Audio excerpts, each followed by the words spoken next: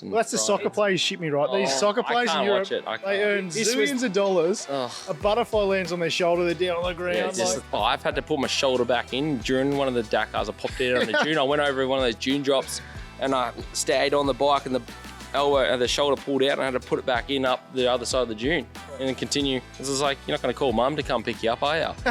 You're in the middle of Saudi Arabia. Get it going. Oh no! He's in defence! The boat's in defence! They're all in defence! Oh, unbelievable! Sound check.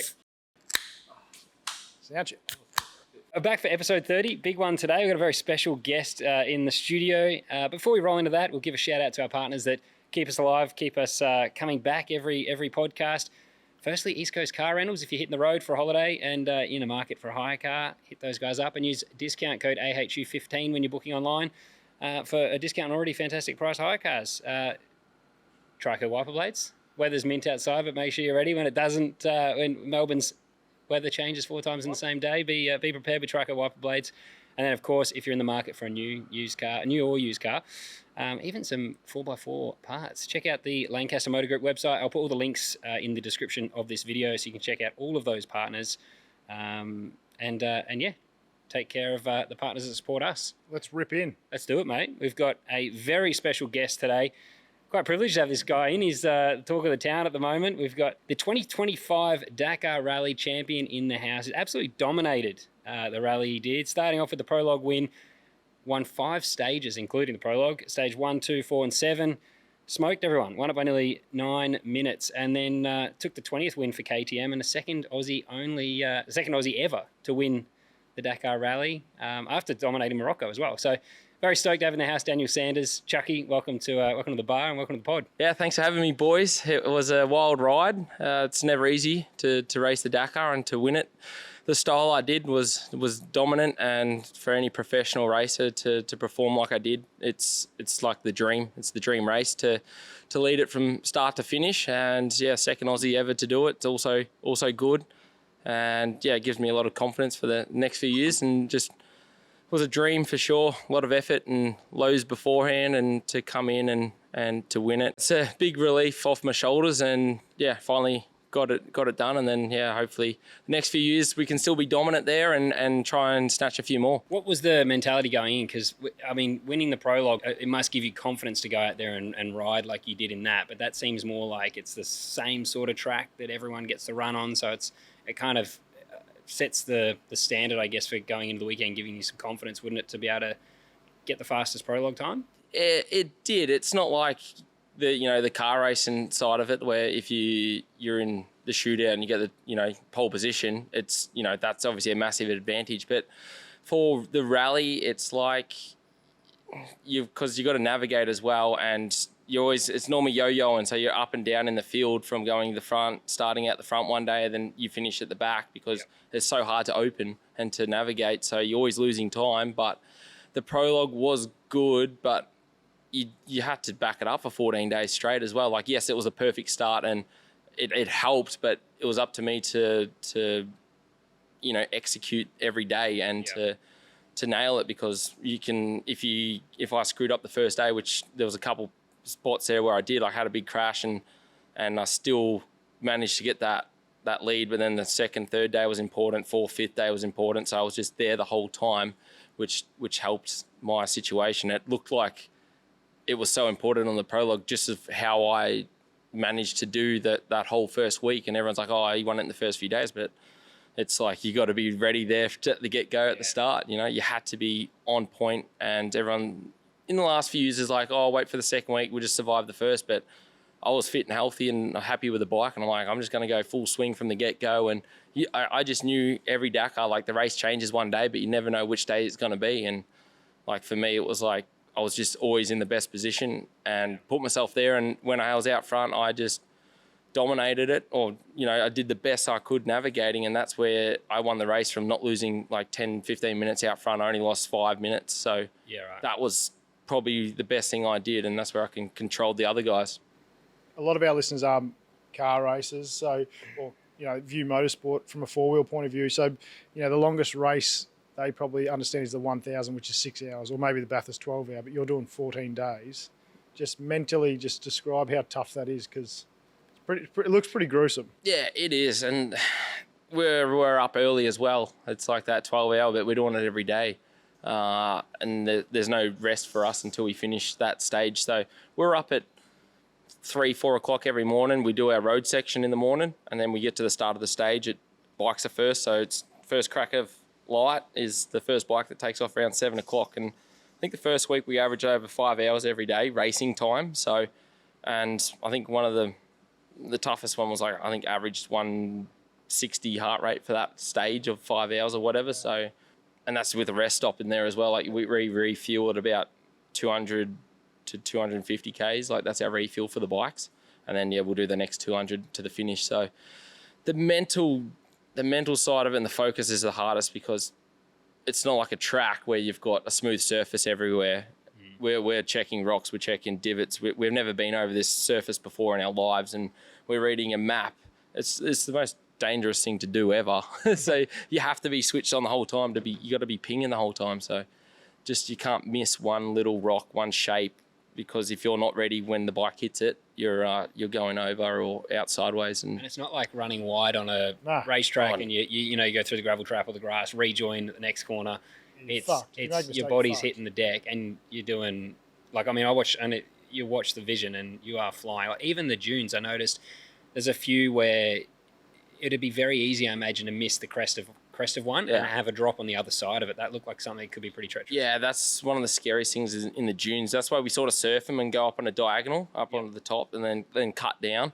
Because if you're just going straight over them and you don't know also the top of the dune, how soft and hard it is. So if it's soft, the bike's going to pull up and you'll get stuck there.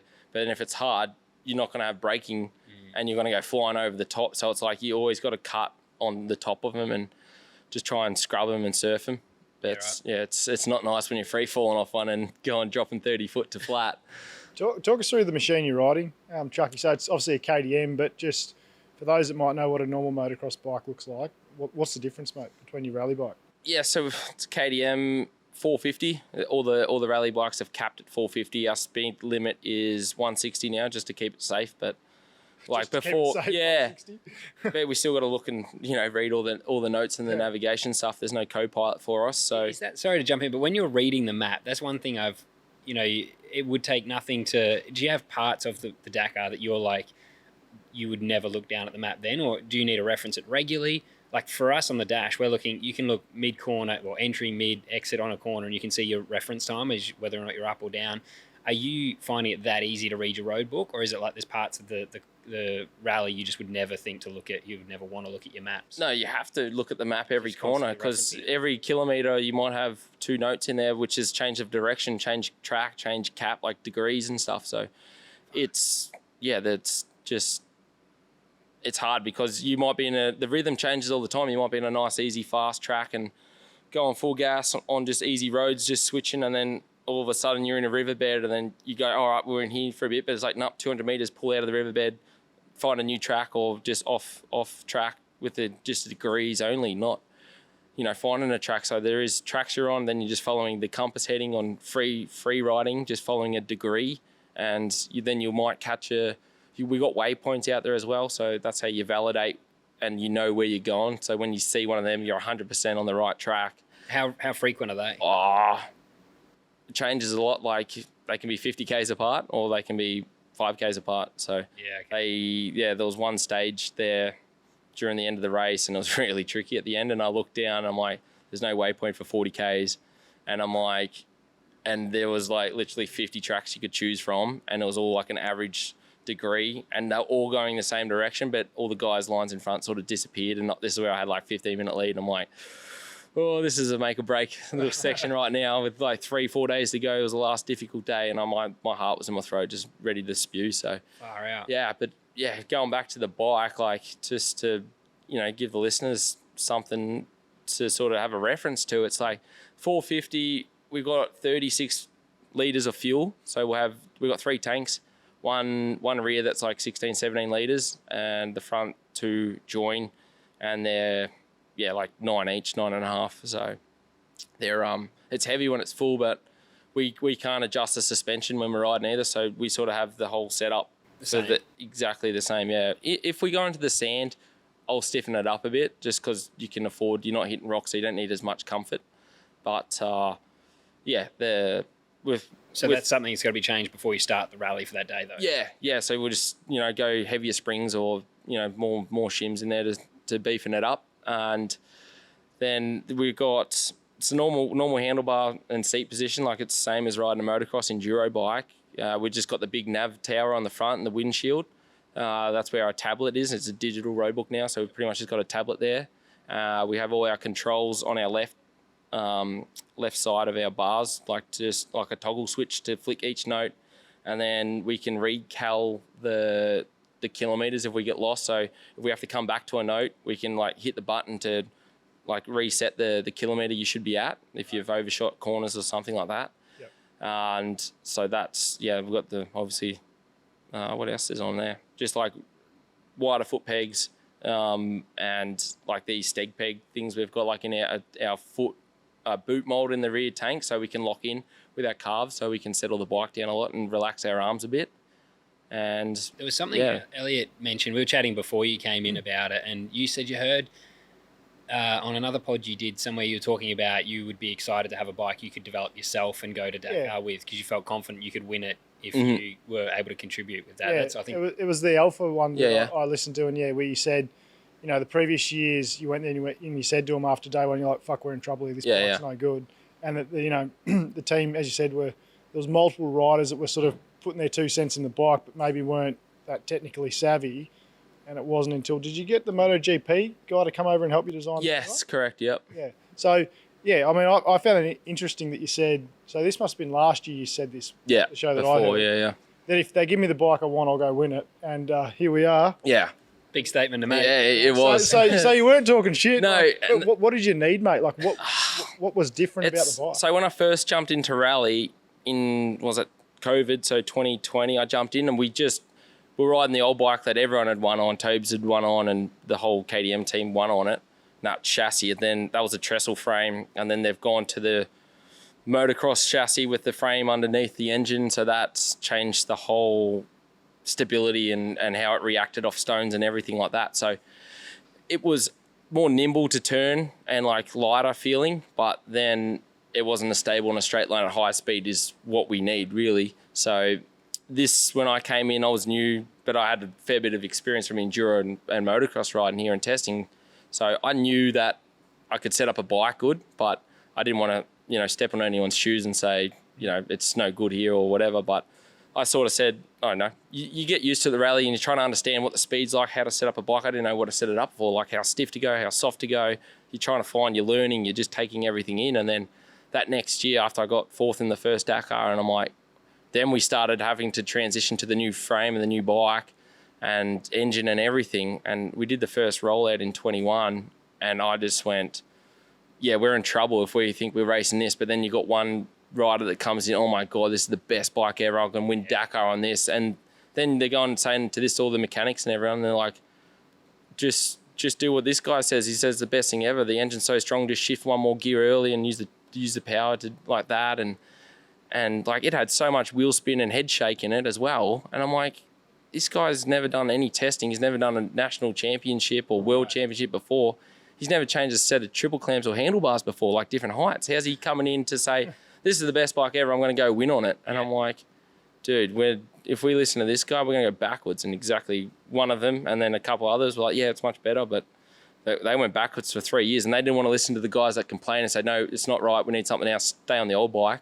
So I was fighting with them I stayed on the old bike that year and dominate. I was going good and then I broke my elbow. So I couldn't prove that I was right. Yeah. But I did do it during the race. But then because I crashed out, everyone's like, oh, whatever, no stress. And then the guys go, they still win on the new bike. So how do you tell a company that their bike's bad or we need to improve it more? And then we spent that next 3 years still trying to figure it out. And they got lucky. We got, you only need a couple of the competitors to crash out or bikes to break down or, something like that, or they get lost and lose 20 minutes. So then if you've got 6 riders in a team, then someone's always going to be at the front there in threes. And then you go 1, 2, 3 in that team for KTM as well. And I'm like, and I'm still going there. How can we go to the bosses and say we need to make a new frame or make some new changes. They're not. It's like you're fighting against them, and then especially in that team, because as you say, they've won 20 now. Yeah. They're just going to think it's KTM, it's Red Bull. They've got the best riders anyway. That's why they're signed to them. Yeah. So they're all, from a rider's ability, you're probably above the rest of the field anyway. So you can probably make a subpar bike look better than what it is. And that's the thing, we could, but that's where last year everyone else made those improvements. Like Honda came out with a whole new bike, and then Heroes that come out with a good bike as well, and then they killed us on that first day. I lost 16 minutes in the Stones on the day where I should be 16 minutes in front, and that's where I'm like, we're screwed. Like, what year was this? 24. Yeah, okay. Last year. Yeah, this is when Tobes and Sammy were there, and like Sunderland, and then we had Kevin, Luciano, and we had a full gig there, and then we've gone there day one, and I've told you guys for 3 years this is what's happened. I went full tap, and then. So how'd you get them on board though with your program this year, with what you wanted to? Well, that year is when they actually had to listen and say, okay, because that's the thing, we tried everything on the chassis, all parts, everything, and like we just keep throwing money at it. And it's like we've got to start again, kind of thing. Okay. So then obviously with the KTM situation, it all scaled down a lot. So we went to the next. We tested a couple new things on the frame from Dakar last year in Jan, and I did a test in April. So they didn't take me to the next 2 tests, which they did. I don't know why, because they didn't want to tell me the truth. They didn't want me to tell them the truth. Right. So then that's the thing. They had a couple other riders just fly over for a week and then fly back out. And I'm like, I'm sitting here screaming, going, why are these guys riding it? Like, I'm the youngest guy coming in. I want to develop the bike and make it better. You've listened to these guys for the last 3 years and you've got nowhere with it. Why listen, to them? So there's always that 1% change, like a little bit better here, but it was worse somewhere else. But we needed the 20-30% change, massive. And that's where we went to America to test. Yeah, it must have been April, and we had the next race in May or June in Argentina. I just said to them, like, boys, if we're going like this to the next race, there's no point, seriously, no point going. It's going to make us look stupid. And then we went there. We went in with 4 riders. One of the teammates already crashed out before and, was out with a broken arm. So we had 3. And then day one of the teammates crashed out, broke the top of his femur, and we were struggling, losing so much time. Like, I've never hated riding a bike and racing so much. Like, I was riding at 50% because I couldn't push anymore. So it's like driving a car around, out the back of the pack, and you're just like, I can't do anything because I've got no grip. I got the power's down or whatever. You're not confident. Yeah. It's just going to slide off. So you're like, I'm riding to the ability where I'm not going to crash and die. So that's as good as I can go. And we lost in a 5-day race, lost an hour. And I'm like, I'm ready to throw the towel and just go ride for someone else, or I want to have fun again. It's actually interesting to hear, because you think, our biggest challenge in a supercar, for instance, is the car weighs 1,500 kilo and you're strapped to a seat. And it's not like, in go-karting, you grow up using your body. Like, if it rains, you can lean and you can transfer weight and you can do things so a go-kart, I feel like you can get lap time out of a bit of a shitbox sometimes. Yeah. But once you get to supercars, it's like, well, you kind of roll out of the pit lane and you got what you got. And sometimes you do. You get. I've been there where you're just hating life because you're like, fuck, I can do better than the next release. Whether right or wrong, we all believe we can. But when something's holding you back, like I said to Geordie De Goey, I said to him, it's like we were at Gold Coast and we're trying to explain to him like what it's like to feel like you don't have the car. So it'd be like kicking a ball that weighs a little bit more than everyone else. Yeah. Like, it just doesn't fly the same, it doesn't float the same. And or it's unbalanced or something. And everything's off. Like, all of a sudden you're dropping it, or, you kick it, it lands flat.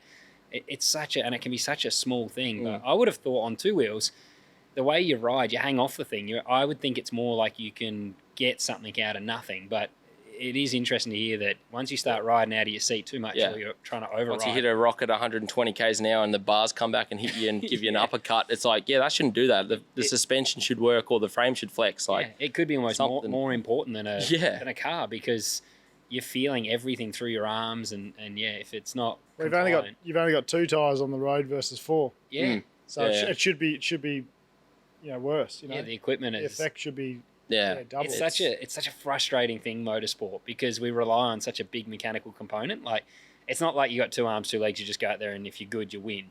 There's so many things I feel like in our sport, whether 2 wheels or 4, that can contribute to getting the win on Sunday or Dakar 12 days. But I think it's just at that elite level too, as you're saying. Like, it's it's just different. Like if you're off, a normal punter would look at you riding that bike that you reckon you're riding at 50% and be like, how the fuck is he doing that? That is amazing. Yeah. Do you know what I mean? But you're like, once you get to that elite level, it's the same with supercars as you're saying. Like in the lower levels or the feeder categories, you can sort of pick up a shit car or a shit bike and still get a win across the line. But once you're racing the best teams, the best riders or drivers globally, like, you need everything to help. And that's where, like, throughout that first half of the year, we didn't get there until we got all these new parts to test on the frame and stuff, and also suspension we had to develop because there was some problems come from that too. So we did one big test in July, which was coming up, and then we went there and it still wasn't good. And I like, everyone was injured by then, and we did that Argentina race and I was the only guy that finished because Sam pulled out because he was done. And I actually wanted to pull that too because I'm like,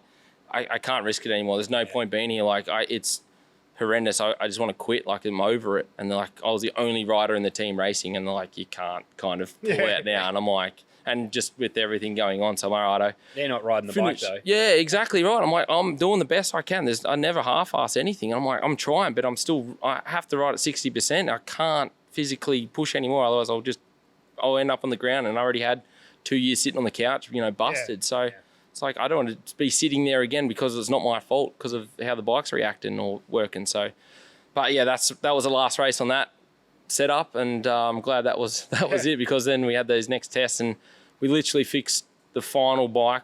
Like, we tested in July and it still wasn't better. Like, the old bike, we were still comparing to the old one, like the old trestle frame.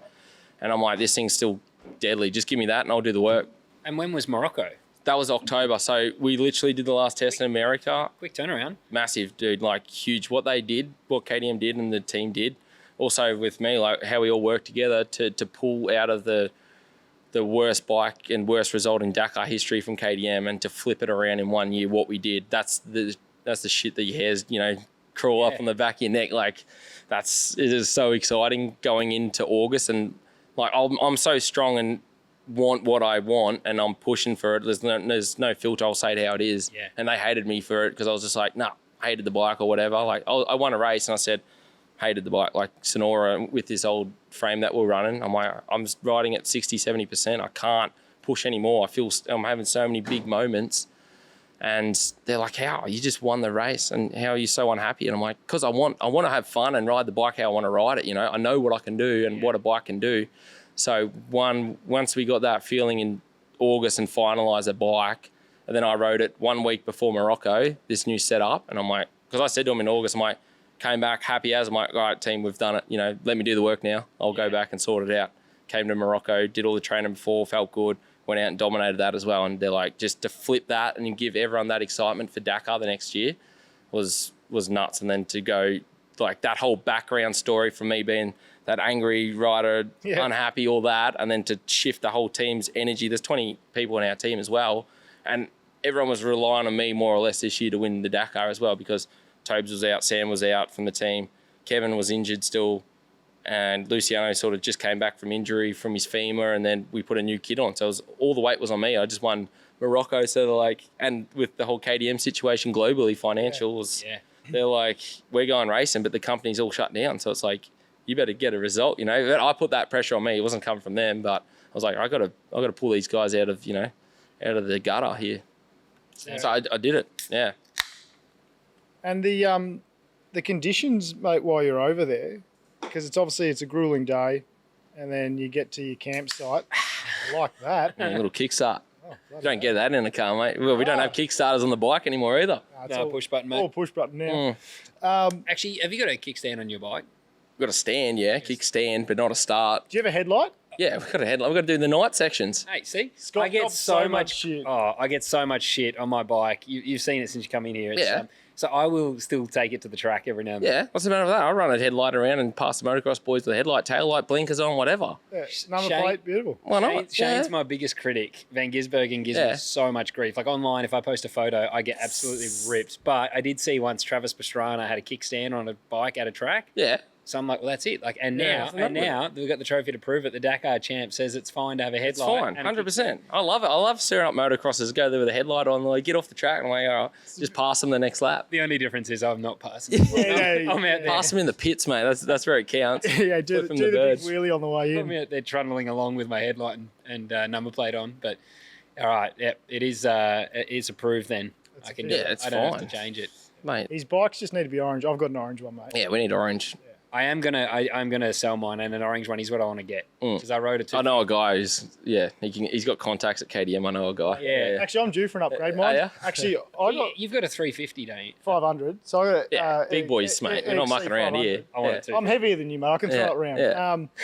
But I got that back in the day when the team, which I think, so mine's a 2012 model. So I got it new from when KTM used to do like 100k testing. So I think like Tobes and that would go and do 100k testing on them, and then they'd sell them a little bit cheaper. So I got a good. Yeah, that'd be all the demo ones or something like that. Yeah. Yeah, so I got a ripper deal back on that, but she's probably due for an upgrade. I just want a lighter 250. A lighter 250. When I rode Shane, He's 75. He had a 250. no, like He's old. Is that how old he is? 75. I've got a 450, and I had never ridden dirt bikes before. And I got convinced I needed the 450, and it's well beyond what my capabilities are. So I rode a 250 at a track in Queensland, and it was like riding my BMX. It was so good. Like, the difference was massive, and I could actually ride it without getting an arm pump. That's what's given me a little bit of insight into what Dakar must be like. Like, I'll go to a So track, physical, ride around, and it blows me away. It's embarrassing how bad I am on a bike, or how tiring it is. And then to watch Dakar, the first time I saw something that just blew me away was when Tobes was spinning the bike in the sand, made it look like it weighed. Oh, yeah. that In the soft sand dunes that day, yeah. And then I started thinking about this year, because I followed it closely after kind of getting to know you at the Adelaide 500 this year. I was like, I really followed the race, and it just blew me away. Even the thorns, getting stabbed with thorns, and riding for 12 days is like, I said to you, I'm like, fuck, it would nearly be like doing the Bathurst 1000 on your own for 12 days. Like the body and Yeah, but even harder, I reckon. but harder. It's It's like the Tour de copping France punches as the whole well. It's time, like yeah. it's like that. But But your those guys are body- cycling. They can go a bit blurred vision and not worry about it something so much. But we On can't smooth blink. road, yeah. We can't blink. Like we're doing the same, heart rates and all that. Like they got climbs where they got to push and that. But it's like we take our eyes off the track. It's game over. Mate, if I do 40k's in the bush on my dirt scooter, I need 5 pints and a palmer at the pub to calm down. We are about a pub ride. Oh, yeah. Yeah, I went the other recently from near where you're from, mate. Yeah. From Westburn up to Reefton. And yeah. That's a Reef good and ride. run. Yeah. That's a pretty good Yeah, ride. a lot of boys go there. There's normally a few burnout pads out the front of the pub if you see them. Yeah, right. Elliot did say we should do a pub ride one day with you. Yeah. But There's I a think- couple. There's a close pub by, like pretty close. So if he's not feeling that fit, we can sort out a quick pub ride. But I can The I quicker can the test. better, mate. The quicker I can get to one off the wood, the better. And at least if I get stuck on a hill again, because there's a few mudslides out into Langley. Oh, stuck yeah, on, yeah. You can just come down and ride it up for me. Oh, that's a carton right there, isn't it? Though every is that- time. is that the deal? At Okay. least if you ride someone's bike up, that's Yeah. expensive night at the pub. It's like sticking a race car in the gravel trap to the mechanics. That's a slab. Yeah, you got to the wash same it rule. yourself. Yeah. But yeah, conditions. We were interested by that because you got to ride back. How far do you ride back after a stage too, and then even camping the 48 hours? Yeah, it changes. So our biggest morning road section was 500 k's in the morning, sitting on your ass. 500 straight up in the morning. So you're up at that was that day. I think we're up at 3, and then it takes you an hour to get ready. Leave at 4 or whatever, and send it for 500 k's, and then we'll start our stage from that. So conditions. The temperature changes as well. So the more south you are, the warmer it is. So the start was about 28 to 24 during the day. And then once you got up more north, it's like 2 degrees, 4 degrees. It's like Alice Springs Mill during the winter. Because it's all in the winter over there at the moment. So otherwise we're racing 50 degrees there. So it's, it changes. So we're wearing the big like snow ski-doo suits in the morning. Like we're full wrapped up, full puffer jacket, everything just to stay warm, and heated gloves just so we can save some energy on the road section so we're not freezing, chattering. And then, we're in rocky stuff. We can do 200. Well, every stage is different. They'll give us a brief of how many Ks of sand, stones, tracks every day. Yep. But the average, I think for the race, was 450 Ks a day was the race stage, and the average. But What about even, like, we've all been on the road driving somewhere and you're starting to nod off when you talk about riding to the stage. That's got, because you have had a shunt on one of the stages. Yeah. Yeah, so like that's got to be, even that, it's almost like, you're nearly too close to home and that's when you start to zone out. You'd have to stay switched on still for those rides, wouldn't you? You can't just like... Well, that's exactly right. Like, I nearly died in 22 when I crashed on the road, and I hit a U-turn. We're on a freeway, and like, because it's dark, it was 4 o'clock in the morning, and then it was a 4-lane freeway, 130k speed limit there. So I was sitting on about 115, 120 in the morning, just reading our road book, and I've looked up, and the 2 fast lanes, because I was passing a couple of cars and trucks like locals, and the 2 fast lanes went into a U-turn, curbed up, like boxed up, like a foot off the ground. Shit. And I was just looking down, and then I looked up. There's no paint on the curbs. There's no flashing lights. There was just a dark road. Yeah. And our lights on the bike weren't that flash. And that's when I saw that. And we had like snow gloves on that morning because it was super cold. 4 fingers on the front brake, and just went tuck the front, laid over, slid into, like I was on the ground sliding, like MotoGP crash, hit the curb, like full square curb at, I think the impact was 100 k's an hour. My body slid into it. And like I had full internal bleeding. I had the airbag jacket on from Alpine Star they make. So that pretty much saved my insides. Yeah, for sure, the whole life. And then, only broke the elbow from that. But then, I had all the internal bleeding. So that was scary. That was you shattered that curb. Yeah. The full curb chipped away because the bike hit it as well as me. So I tumbled 3 times down there, and then, I thought I was dead sliding into it. You've got that split second, you're going into a curb, and you just like hold your breath. You're just like, oh, well, I've had a good life, good 27 years, for that split 3 seconds sliding on the ground at 100 k's an hour. And it's not even in the race. Like that's exactly right. And that's that was the weirdest thing. I'm like, how can you can't even put it to anything. It's like you're looking down the road book, like going, all right, next exiting this freeway in 2 k's, and then you look up and you're locked in because the curb wasn't like, I had no time to go over right or left or move. You're on 115 k's an hour, and in the dark you couldn't even see it. So it was just slow down as quick as you can to try and wheelie it, and you don't know what's going to happen. Like I just hit it, and I just blur it out. Like it was a bit of a shit year because that's when I was like, struggling with the team with the bike and everything. And I rode the old bike that year to prove them wrong, and then they won on the new bike that year, and then I didn't race that old bike again from there. So. It might be different to cars, but you always feel like you're under pressure to perform to keep your contract and stuff. Is that something when you get an injury like that or that happens, or were you feeling, had you proven enough really to be... Yeah, since I've started rally, I've always been in the best position because I was the young guy coming in. Everyone else was aging out, so they only had 1, 2 years left, 3 years left in the sport, where I had the next 10 years really from when I started rally. And because you can go from, I'm 30 now, so I can probably go for another 8 years if everything's fit and healthy and I'm feeling good and fast and fit, which I think I can do. So, and be really competitive still. So, yeah, I wasn't worried about the KTM's been a massive supporter of mine. I've rode for them this is my 10th year under the factory, under the brand, whether it was here in Australia or globally. So, it's been good, but. Yeah, for the contract side of that, I've been in the best position even with injury because they know this stuff happens, but it's hard to explain to the bosses like how you crash on a road, like how they just go, he's just a stupid idiot, you can't even ride on the road section. Yeah. But I'm like, it's just something out of your control. You just got to forget it. Yeah, you nearly died, whatever, but move on, get to the next race.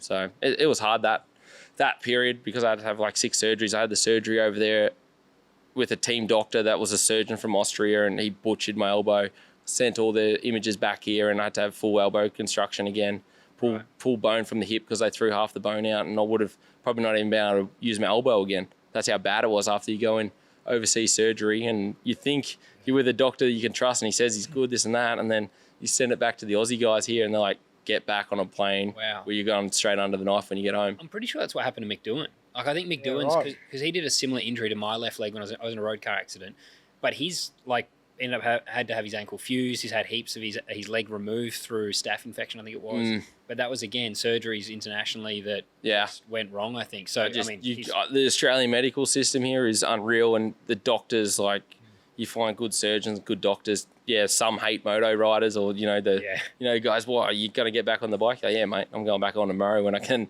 Yeah. But there's good ones around, and I'm thankful and lucky that I've got a good group of medical people behind me now. So that makes my life easy. I just need to get on a plane, fly over with drugs. If I break my leg, I'm flying back if I can. So to get, to the best surgeon, because at the end of the day, it's my career. If a surgery goes wrong, it can wreck you. So you say about taking painkillers, so just to jump in there, Barbs, but you did tell me at Adelaide at the Supercar round, we were chatting about injuries, and you said when you did your femur in Fink, you couldn't get picked up or something, and you had to sit in a car, just no painkillers, raw dogged it the whole way. 200-something kilometres with a broken femur.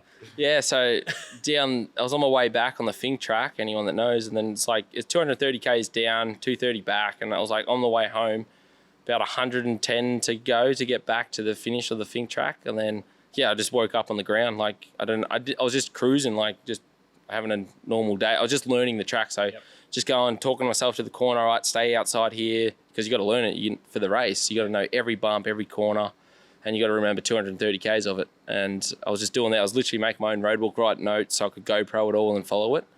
And then, I just woke up on the side of the track and I hadn't snapped or broken a leg before. And I'm like, woke up. I'm like, oh, I don't even know what happened. And then I know where I am, but I'm like, all right, I've snapped my leg and then I've passed back out again, from the pain.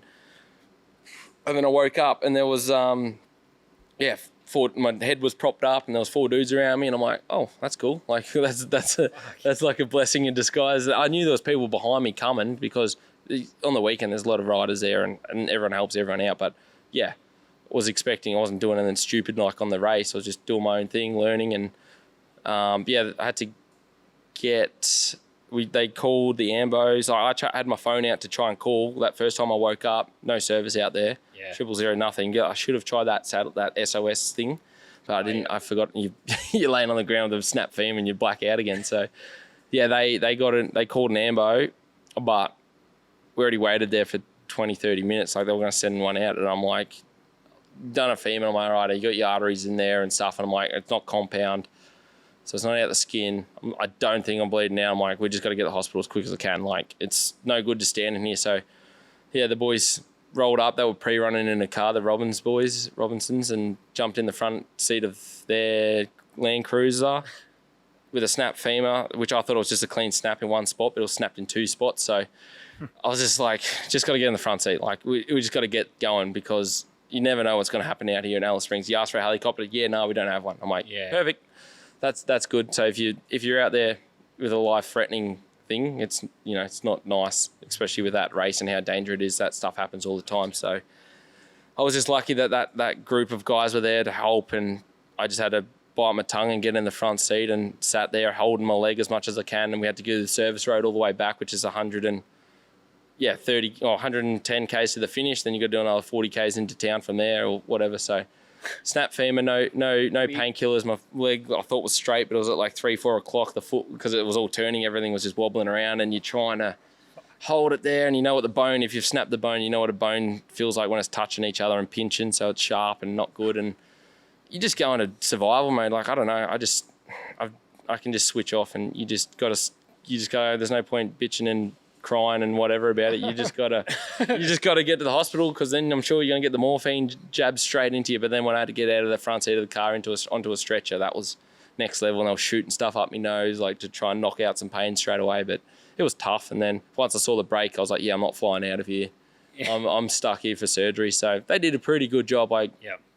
Pretty good. They do a lot of trauma out there with everything that goes on. So I was thankful that I survived and I'm alive there. That was probably the next scariest thing after hitting the curb. So that's such a wild story, I reckon. That one you talk about, it's just this happened. But I think it's the being conscious driving back to it. When you think about it now, all the stuff that runs through your mind is just I couldn't think of anything worse than sitting in the front of a car on a dirt road. Chattering all the corrugation. And anyone who's been down that service road at Fink, they will know how rough it is as well. All the divots, the ditches. There's no doubt half of them probably whinged about a tired back sitting in the car. I just remember. That's what shits me about this whole thing. I was saying to you earlier, Scotty, before you got in here, Chucky, the fact that you guys don't get more, you due so much more credit, because the race is hard, but just as how tough you guys are as athletes, because the shit you got to go through, because everyone sees, the trophy sitting here and all the, you're in the Red Bull gear and you've made it to KTM and all that stuff and the great stuff, but the friggin' injuries and stuff that leads up to that point, and the hard stuff. But It's one of the coolest sports Oh. and biggest achievements. Like for an Australian athlete, not to pump your tires up, but Dakar is. I don't think people understand how.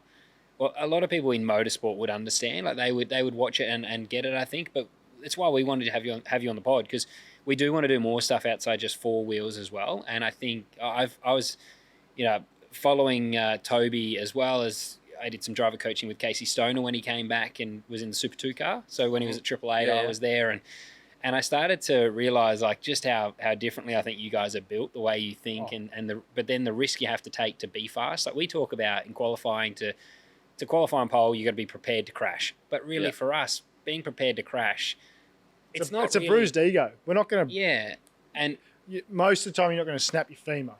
People get unlucky, and motorsport's still dangerous. People died. That's terrible. But for us, it's a calculated risk. I might bruise the ego. I might slap the car down the side of the fence, but I'll probably be okay. And it's such a good skill. I think that nationally, it would. I think it deserves more attention. Like I think motorsport in general doesn't get the credit it deserves in terms of like what goes into it. Like even you look at the football stars and soccer stars and the amount of publicity they get in mainstream media, it is falling over on the grass. And that's the soccer players shit me right. These soccer players in Europe, they earn zillions of dollars. A butterfly lands on their shoulder, they're down on the ground. Yeah, it's dislocated. This was the chat we had before you came in. We're like, it's ridiculous that. Oh, I've had to put my shoulder back in during one of the Dakars. I popped it on the dune. I went over one of those dune drops and I stayed on the bike and the elbow and the shoulder pulled out and I had to put it back in up the other side of the dune and then continue. This is like, you're not going to call mum to come pick you up, are you? You're in the middle of Saudi Arabia. Get it going. I fucking love that. Even the, I don't know. It is fucking nuts. Oh. It's actually ridiculous. For what we risk and how much we get paid, like we get good money in that, but it's like you could earn more. You should be sitting on a few million, like like it's. You should have caught a chopper here today. Yeah. After what you've done. Yeah. I would have expected a chopper to park out the back. That would have been nice. If you can, actually, I ordered one of your shirts. I'll give a shout out to it on your. I'll put your website in the description of the video. I bought a shirt when you did win. I was the first super fan that jumped on I saw it on your Instagram. Yeah, you got me one, you dog. Back, I can show the back. I think it's a pretty cool shirt. Yeah, well, we're going to get a Dakar champ one. That's in the process right now, so we'll get that. Very nice. But if you want to support Chucky, follow the link in the description, buy some merch. Chucky11.com. It's not only the shirts and the stubby coolers are pretty good. Actually, we need a couple of them for today. But you're a bit of a beekeeper, mate. You got a bit of honey going too, which I thought is such a weird part. Well, not weird, but like it wouldn't have been on my bingo card for a Dakar Champions like pastime. Yeah, it was. I think it was pretty funny in some of the news. I don't know, it was one of the papers. Like I think it might have been Herald Sun or something. It's like beekeeper wins a Dakar Rally or something. And I'm like, all right, I dabble in a little bit of it. I've got like 38 hives, which I'll make a couple of jars. Yeah. I get like 500 to 1,000 kilos of honey for the year, hopefully this year. So that's mainstream media not understanding. They just made it sound like a beekeeper could win Dakar. Yeah, exactly right. And I'm like, picks up the keys to a motorbike and wins the world's biggest race. Exactly. And then I live up on an apple farm in the Yarra Valley in Melbourne here. So I've just grown up on the farm, and that's just probably made me tough as well. It's just like Dad never gave me any sympathy. He still doesn't give me sympathy. So it's just like he was over there for the last week of Dakar, and I crossed the finish line. He was there, and he's just like, before I even got to the team, and I was just like, not bad. I said to him, and he's just like, yeah, good job, mate. And then that was our celebration. That was it. That's farmer chat. It's just like, good job. This is done. We got it done. And then went back to the team, and then obviously that was the big explosion of that whole last year or my last 5 years riding for them. Yeah. It was like, that was like the whole emotion coming out from them and all their hard work putting into me as well. So did it get stressful or did it strain the relationship last year when you were so vocal about where the bike was at?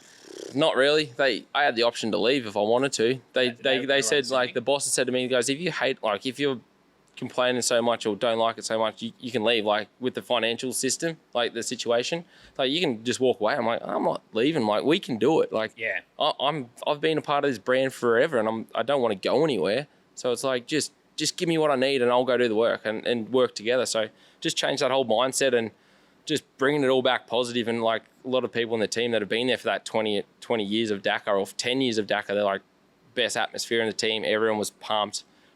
We just changed the dynamic around, and everyone just came together, and we just it just worked. And once you got that team going, you don't want to go anywhere. It's like a family. So Yeah. But- yeah, it's all in the pursuit of performance. It's never personal. well, even if is we had tough, though. even if we had a bad, like, even if we didn't win, like, I know we did everything right and it all turned out good. So Backed it up. Back to the apple farms, mate. Any chance of a cider, a Chucky cider getting dropped? Mate? yeah, chuck it inside, all right. Wouldn't be bad. I don't know. We looked into it, but Down check. yeah. You wouldn't do an Sounds apple crisp. cider? You could do a honey apple Oh, cider we could cola. make a sweet one, couldn't we? Yeah. Really get into it. Maybe I'll have a look. Maybe I'll look into it. Because like for the apples, there's no money in for us for juice. Like if we've got apples left on the tree, we'll just leave them on. It's not worth. It's like 7 cents a kilo, and you can't even pick it or grow it for that. So it's like. Where do your apples go? Like, could you sell them to Yeah, Woolies? Yeah, we go Coles, Woolies, Aldi, like all the big ones now. Your sticker has your name on it. Yeah, or it's your got postcode or something, doesn't yeah, it? it's got Sanders. Like which farm? If you look at the apple stickers, it'll tell you which farm it came from. So Oh, only by this- Sanders. well, now this year I think it's my uncle stopped the packing side of it, so we're going to sell to another pack house, which will probably be like 9 Mile or Battler. Or I don't know where they're going to send it. So Dad's just going to pick the apples, and it's a family farm business. So they're all Dad's 60, my oldest uncle who did the packing 70 something, so they were on a down scale. You've So cornered the market of apples. You got the packing.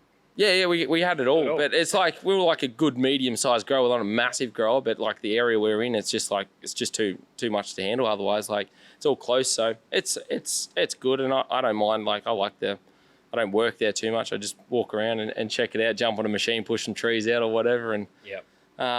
it's a cool lifestyle, and I'll just where I'm at now in the career. I would have been working on the farm if racing didn't work out for sure. So How do you get into motorbikes then? Like, is your dad involved in it originally, or yeah, dad raced in the 80s, so he did the Australian Enduro Championship stuff and won a couple titles there. So he was pretty handy, and he threw the towel in early at like 26, and then was working because they weren't getting paid, or they got free bikes and some sponsorship stuff and a little bit of prize money maybe, but no salaries and that. So yeah, he was good, and then just bought the house and bought the block and then built the house and that at the start of the 90s, and then family, and then he was just working on the farm. Like my grandpa moved up there from like Doncaster when it was all getting built out in the apple farms, and they bought that out there for like the property. I think it was for like they sold in Doncaster for 20,000 in 76 or something, like 40 acres, and then he stressed out about buying 120 acres for 40 grand for selling for 20. He had to get a $20,000 loan, and he's like, I don't know if I can do that. And then it's like that's how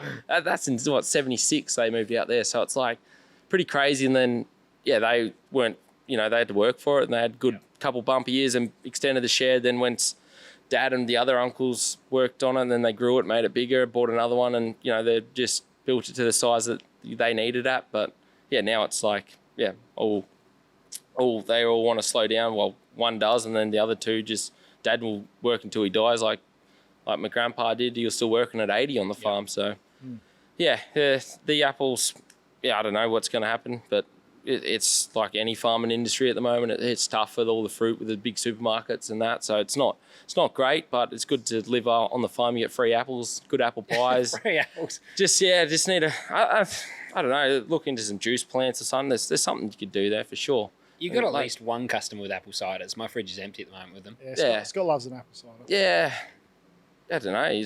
You could do it. I'm not a big cider guy. Yeah, I'm meant to be an athlete, so I'm not meant to be beer or vodka or anything. See, I get the maybe you could do some schnapps or something, make something out of it. There we go. We got a bottle of Bit of vodka. moonshine. We do I was have a actually bottle going of to bring vodka one in of the my fridge. bottles of moonshine here for this, because Scott was pretty excited because How often does a Dakar champ come in the building, eh? correct. Like I was like, I'm going to celebrate. I text one Elliot. because you're a good country lad. I've heard you can drink a tin of piss. Because most people get in, they have half one, and then you see it sit to the side, and it's. We've by the had end of someone drink a cup of tea on this podcast. Wow, grow up. I was That's like, what I said. Get yeah. the fuck off the show. oh, it says you was on soda waters there for a while you're on your 12-week shred program. I'm big boned. I need to do that every now and I'm again. trying to put weight back on after Dakar. I've got to pack it on. Do you lose a bit, mate, over there? Like, obviously, Oh. your heart rate, so you'd be burning, what, 7,000 calories a day? Yeah, about that. I think I did probably 4 kilos this year, so it's not too bad. I try to pack it on before. I want to be like 88 plus, so yeah, we'll see where we're at. And while we're drinking the good stuff here, the training side, mate, what's generally your program? Like, what is, other than being on the bike, obviously heaps of bike, but Just you do riding, I guess. Just grind every day, like whether it's like on the bike, moto riding at home, like at home, I got enduro. We've got like 300 acres of forest, like bush behind us. So we got all like race tracks in there that we held events at, and back paddocks. I've just got full motocross, supercross, grass track there, and just build all that. So it's just full water system there. So just go and grind that as much as I could, and just long days, like whether it's, you know, cycling, moto riding. I haven't used the gym for a while. I stay out of the way. It's just like in the shed with the bikes, and I'm like looking at the gym in the corner, like, nah, it should be right. I'll just keep go pick up the grinding. bike. Is the gym, though, something that can almost be a negative? I've seen like the forearm pump you guys get, and I've heard a lot about where people get the muscle. Yeah, you don't work out forearms at all. Yeah, it's more for me like it's just legs, and for us now it's like a lot of endurance. If I'm really struggling upper body, it's like either ride a lot more to build up that bike and that feeling of when you're snapping the power on, that it's not going to throw you back. You want to stay in that good position. So there's that, and then so it's more that endurance, because when we're on the bike for 5 hours, we need to just hold a heart rate. That's why I do some stupid cycles, and everyone's like, "Why? What are you doing? Sitting on 170 average for 4 hours or 5 hours cycling?" And I'm like, because that's what I got to do on the bike. I can do that on a pushy on a road, put myself into the ground, and not risk anything other than a car hit me. So I'm like, simple. Or a log truck. How bad is that going to be? Head on with a road car. Actually, we talk about training and getting match fit. It's so fucking hot in this factory. Anyone listening could probably hear the fan ticking along in the background. I've lost 4 kilos over this pod, just mate. sweating. That's why I hydrate, mate. Just turn the aircon off for a moment because the noise was annoying me. Stupid decision. I thought, but I'm going to have to put it back on. Excuse the noise, anyone. That's all right, mate. This is nice for me. I'm normally rugged up with the airbag on in the desert, sand going everywhere, every crack possible. There'll be some eagle-eyed listeners wondering what the little noise in the background was. They can hear it, but that's what that is, the air conditioning, because it's like 35 degrees here in Melbourne. But 35. It was 40 when I rolled up. Was it really? Jesus. Pump it up, Scotty. Don't pump it down. We need to. There's no mayo on that temperature either. It's full blown. That's legit. But it is the weight's one thing that's surprising. Like last year, our biggest thing was for us in the endurance events. Now they've done a combined weight this year, but when we share the car, you had to go off the main driver's weight. Which is always challenging. So I had to lose 7 kilos. But that's something that like stamina starts to. You don't actually want to be too lean or anything like that, but it must be amplified to do Dakar. Like you must have to get as much of your carb loading and weight increase and everything as you can prior to the event, because I imagine during it you're on staples almost. Like everything would have to be done prior to. How do you eat during it? Yeah, that's it. Like I just know I bulk up, stay fit and train all through like December, and like keep that endurance, and you want to be strong as well, and then just try and eat as much crap as you can. Christmas comes around, and there's some good plenty of apples. Dakar's a good time then, I guess. Yeah, it is, but then I literally get to the thing and you just feel fat. You're like, I bending down, and you just feel fat rolls everywhere. Like, I've porked it up. But getting like, because we don't eat during the day really. Like we'll have those big rally jackets. Like we have a moto jersey, then we'll put a jacket on. I'll probably have 2 energy bars for the day. I'll have 4 caffeinated gels in my pocket. Then I've got 6 in like a little mini bladder in my chest. So I'm drinking that. Plus I've got 2 liters of water in the back. But some days I only drank 600 ml, 500 ml, like nothing. Your gut must get destroyed just living on that, like gels and stuff. Pretty for 14 good. days. That's like I use a good company. So an Aussie Coda they're called, and a lot of Ironman and triathletes. I've seen use Coda, it. Coda's good. You can split in the electrolytes, it's just electrolytes, there's no sugar, nothing in it. So you can suck that when you're sweating and all that, and then the energy gels, just bang them, and they've got caffeinated ones too. They're not really good texture, you don't gag on it. So that was my 10th year now running it, and I've hate it when you gag on it. Oh, just No good. I haven't had the experience. You haven't gagged on it? No. Right. Yeah, but You haven't lived, mate. you haven't lived. Nothing worse than getting a fly in the mouth when you're riding too. Actually, speaking of that, did you get stung one? Yeah. Your lip was like... my first Dakar. I remember the first week, everyone was asking me, like me teammate was like, how's this compared to like the 6-day enduro or something you do? I'm like, pretty cruisy. Like it's not as intense. So your body's can last a little bit longer and your wrists aren't as sore and this and that. But then, then the second week I crashed, split my lip open, 4 stitches. I was drinking out of my like hydration pack and the water was coming out of my lip because it was full cut all the way through. And then the next day I got stung by a bee in my lip and had like lip filler and it full peeled out and I had like this huge bubblegum lip bloody. I remember seeing it. We might have to use that as the cover photo. Yeah. Chuck's here on there. Yeah. There's bad haircuts that you're like, fuck, because that was your first Dakar, wasn't it? Yeah. Like I finally made it, you're probably looking sharp, and then you get a bee sting in every photo after it. You search Daniel Sanders on Google and it comes up with a bee sting lip hanging out. Yeah. So what's going on there? It's pretty funny because it all related back to the bees. So that's why always got the bee on the helmet and I got the hives at home. So I'm the beekeeper. That's just one Dakar, mate. That's exactly right. It works pretty well. That's pretty cool. Have you ever won a fitness wearable while riding in, like, did you wear anything like that? Yeah, I track all my stuff. I was curious about the calorie burn because something that surprised some people I've shown with, so I wore the Whoop at Bathurst and I wore it. So one example is Newcastle was a pretty tough track for us. Yeah. And that was 2000. Trying to think of what it was now. I think you just said before, didn't you? Yeah, it was like 7. My biggest day was that 48-hour stage where we did 6 hours on the bike. It was like, pretty sure it burnt because a supercar race, I think, was only 2,000 calories. Which still, but I mean, that still sounds like a lot. That's why I wanted to try and give perspective through this podcast. It's like doing 3 or 4 supercar races. Yeah, how hard is it? Because I think like 2,000 calories is a lot, and people now know calorie burn. Most people know intake and everything, so it's like you think about it. You sort of said before, mate, that your average heart rate is 160, 170, and you're racing for 6 hours. So you've done a marathon and a half every day for 14 days essentially.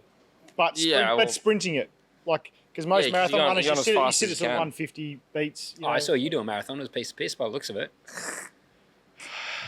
I mean, it was not a piece of piss. I was riding a push bike handing out painkillers, but I was asking for the Nurofen at 30 Ks, mate. I was batting, but yeah. But the calories, that's because that is something that's relatable for everyone, I reckon, in life. Yeah. We all know. Like the burn of them all, I think. I'm just looking back at the data now just to get something, but yeah. What are you running, Polar, mate? Are you? Yeah, Polar. Yeah. So day 2 was a big chrono stage. So yeah, we did 7,000 that day. Oh, that was for 10 hours with the fuel stop. So because that chrono stage, we had that camp. Yeah, we had that. So you have a break, but your heart rate's still going.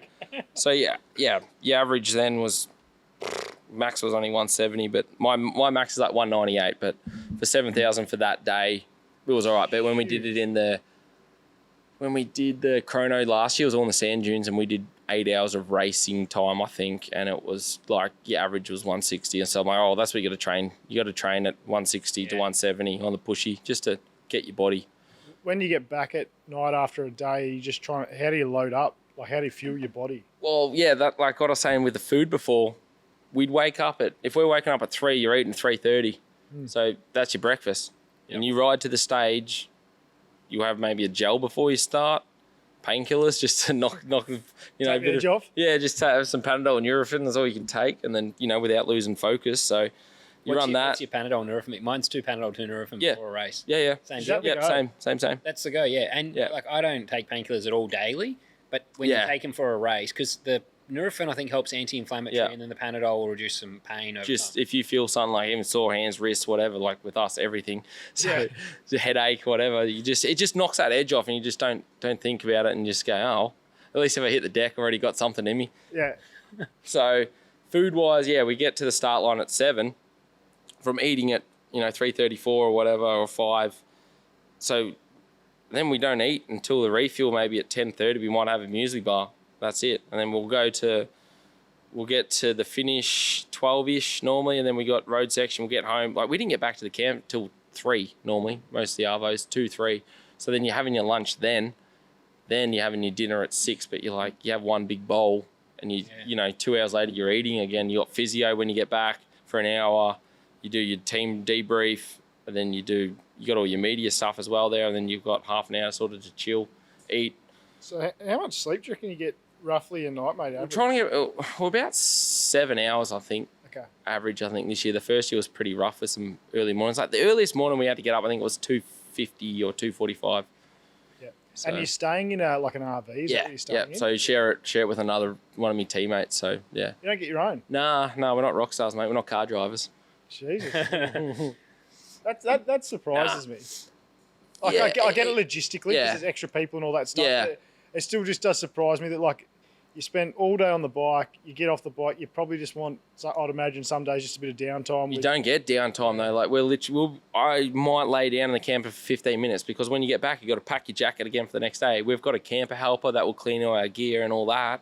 We're in there, we're doing our gels for the next day. Our back, like we have a couple jackets ready, but we'll like prepare every day for the next day, so we don't have to do that, you know.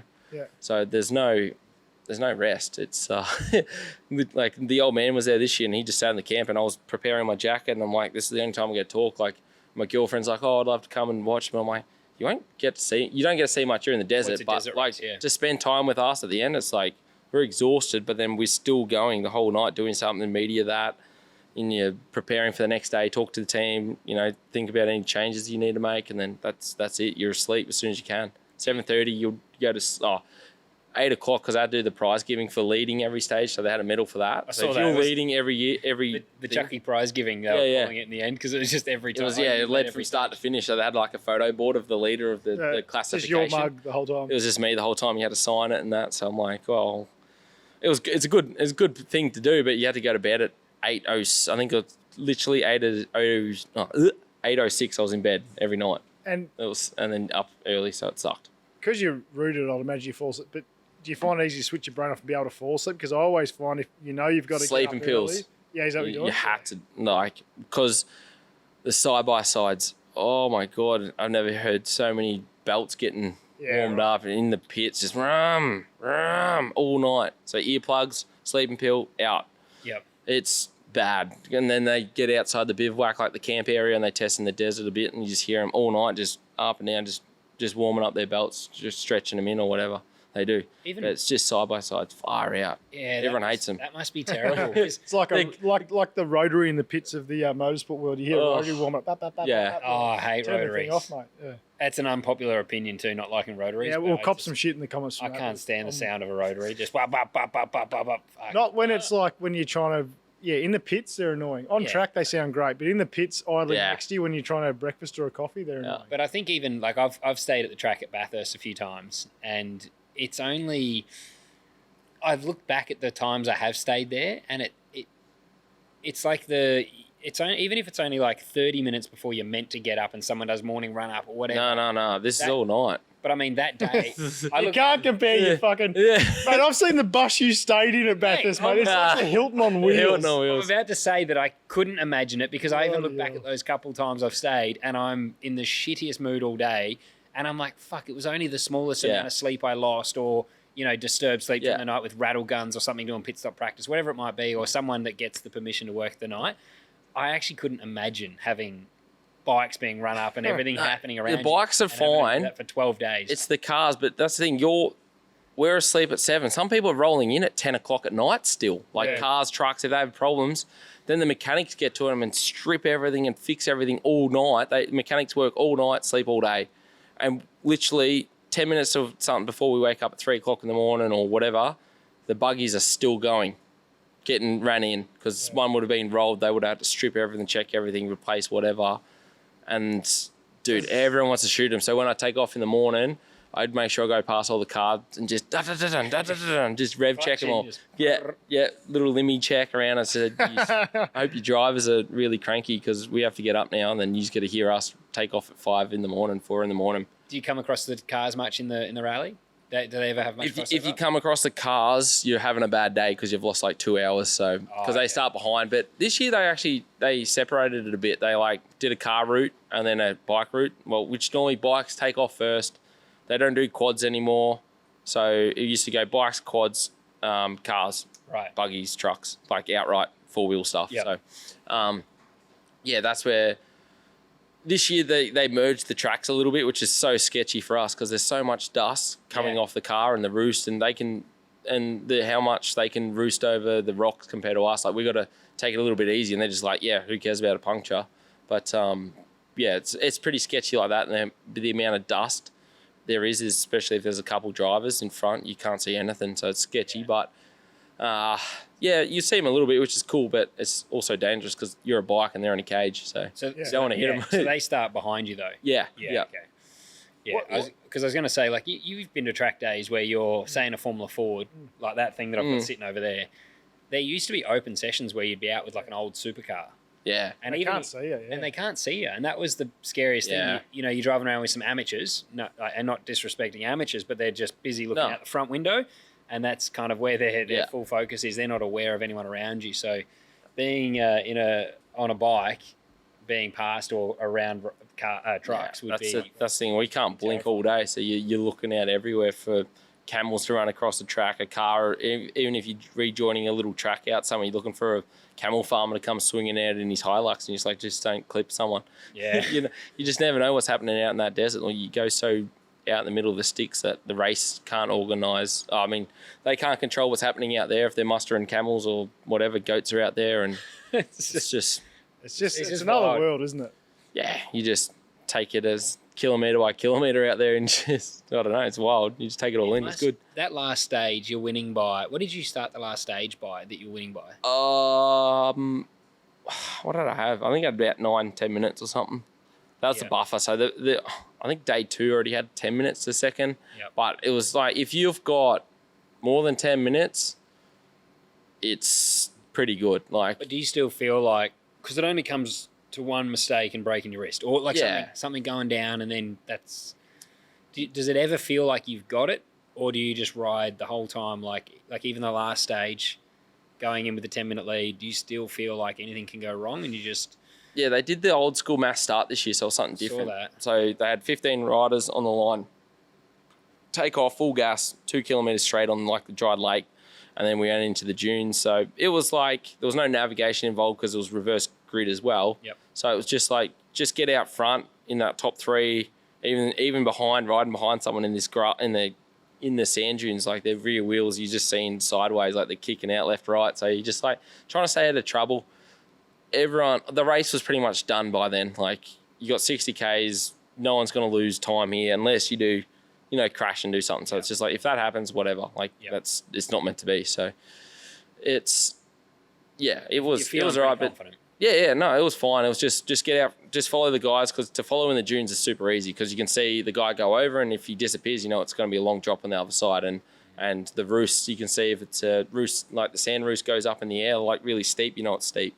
So if there's no roost, it's pretty flat on the other side. So it's learning all these things when you're following someone as well. Yep. But the last day was, pretty cruisy. Like, I had it all pretty wrapped up by, I guess, rest day. I just knew when you were out front, there was like 4 more days after the rest day, there was some really tricky navigation going through canyons and that. So anytime you're in valleys and rocks and stuff, it's always difficult. So once you get through one day, I'm like, all right, you start back the next, so you don't have to navigate as much, and you push, make time back up.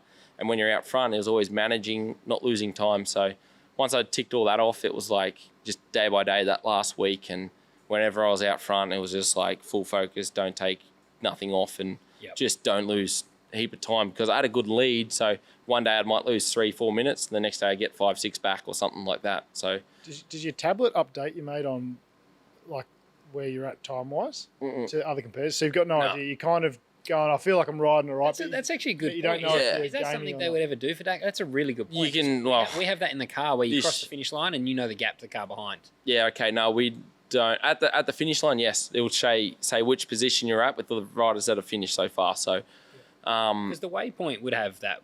Yeah, so that's with the live timing. So we don't have that. But these days with phone service and everything, everyone's checking at refuel. Right. Like where you're at. But So at refuel, you can see where everyone's at. Like, it's forbidden to use the phone, but everyone was on the phone trying to figure out the strategy for the next day. And I'm like, it's sort of crap. They need to it is a rule that you're not meant to use your phone, but everyone's getting, everyone's getting notes from everyone, and to know where you're at, see where you're at.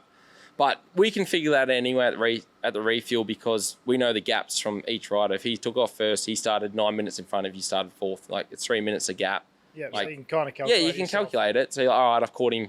The front guys have lost 10 minutes. So it's like, all right, I need to make time off on them, just keep pushing and try and catch him. Right. So it's like that, but at for the last half of the race, you don't know where it's at until you get the finish line. So if some days you got to slow down so you don't start out at the front, you don't want to.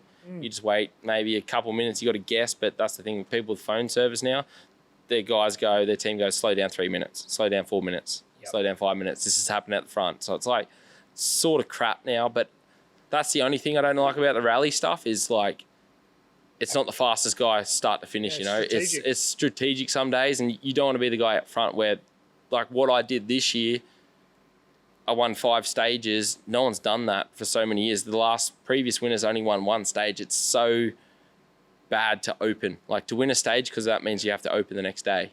You're the first guy out. Lost, yeah. Exactly, and you're exposed to that danger and that threat of losing a lot of time. No one wants to win it. Explain why it's so much harder to lead out. It's probably really, it's basic, but it is, people probably don't understand that obviously having tracks and things to follow, the difference that makes. What's the biggest challenge of being the first rider out in the morning on the it's fresh track. Like you've got no reference in front of you. If you've got a bike in front, you can see a nice roost line in the sand, especially. Yep. But if you've got, no line in front, you have to be precise on making the right direction choice. Like if you got to change degrees or you miss a note, you got to go through a riverbed and then pull out and pick there's 3 roads. You got to pick the one on the left or whatever. Make sure it's the right degrees. And then the second place guy just has to quickly tick that off his road book going, yep, right direction, go. Where you're reading all the information and going, all right, yep, in 1 kilometre, I'm going left. It's 252 degrees. We're going that way. And then it'll say extra information. The next box will be like, in 300 metres, your cap's changing to 300 or something like that. So all that little extra information, the opener has to go. And then if you're the guy behind, you just go, yep, bang, all right, another cap change, whatever. Don't even check what cap it is. And just go, all right, 300 metres roughly, yep, there'll be another direction change. If not, you've got to open that. So that's where the front guys, and if you're 10th, you've got 9 lines in front of you, you pretty much just go with the majority of the lines, and you only got to quickly flick them off and just keep pushing lines. That's where you can cut corners. Yep. If you can see the track like snaking through, you can just go straight and cut through. So that's where you can make up a lot of time. Some days you get shafted. Some days it's not too bad because they can't cut. So like I did one of the days, I think stage 3, I opened, and like I think in the first waypoint at the 40k mark, I pulled 36 seconds on everyone opening. And like that's like doesn't happen. Like that's like where you go, shit, your speed of navigating and opening, it's like, better than anyone else following. So it's like pretty cool. That's what I meant, I guess, by the prologue, is like that type of stuff must give you so much confidence. Yeah, it's when more you do that, it's like, for me, feeling good on the bike and being able to do what I could do, and I just know I'm a really good rider and good in all terrain as well. So it's like some guys are just good in sand and can't do rocks, where from enduro and riding the rocky technical stuff as well, that's where going through rocks, 3rd gear, 4th gear, no stress for me. I'm not worried about it. Yeah. I got the bike, my body can, work the bike under me, so it works out easy and good. Is that something you learnt racing here in Australia before?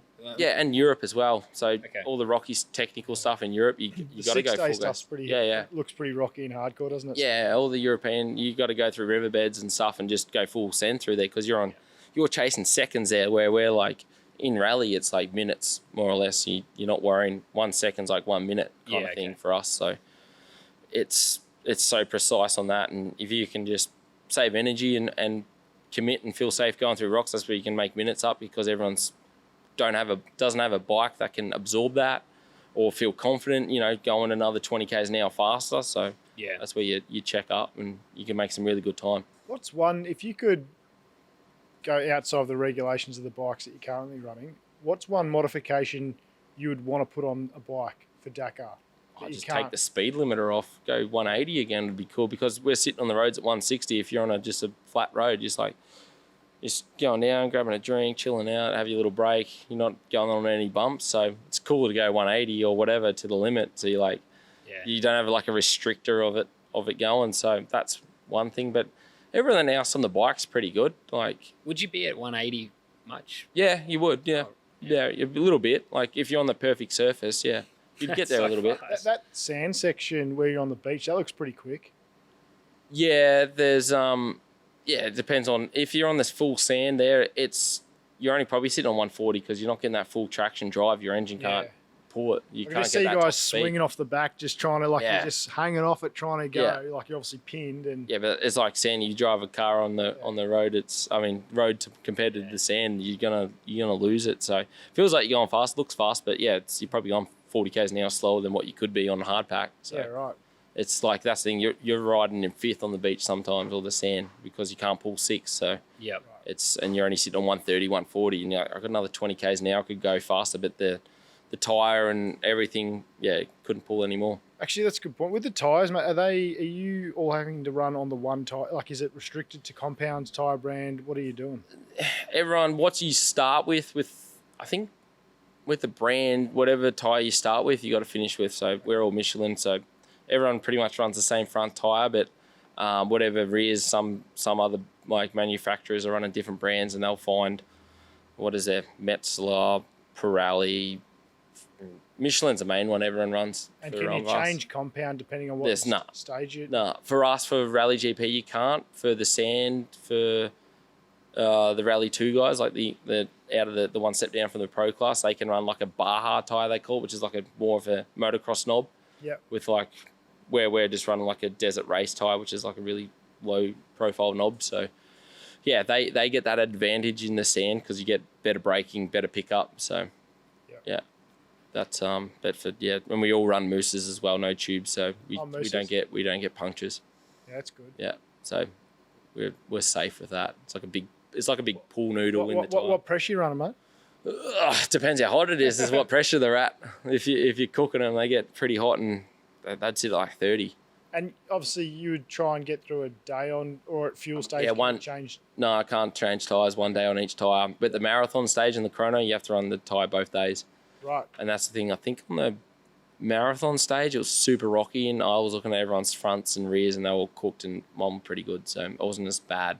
Especially the front, you can see how much people are using the front brake and like wrecking their tyre, where I think I can carry a lot more corner speed and will relax a lot more, and even with acceleration, how I ride is completely different to everyone else. So I use a lot of torque and everyone else, because we've got the drive-by-wire now, fly-by-wire, whatever it is, on the throttle. Right. And now all the techs can, like, we've got a guy, he's got everything, and I have like a real short throttle, real snappy, and I just short shift I use, and I got a different rear sprocket. I run a 50 instead of the other guys all run a 49. I just like just punching it off the torque, and just I play so much with the throttle, just like always loading the rear tire to have grip and settle the bike down, where the other guys like to sit on the limiter and high RPMs the whole time, which unsettles the bike for me. So I'm completely different to all the other riders, even the previous years, even Tobes and all that, all had different style, and I was the only guy who was different. And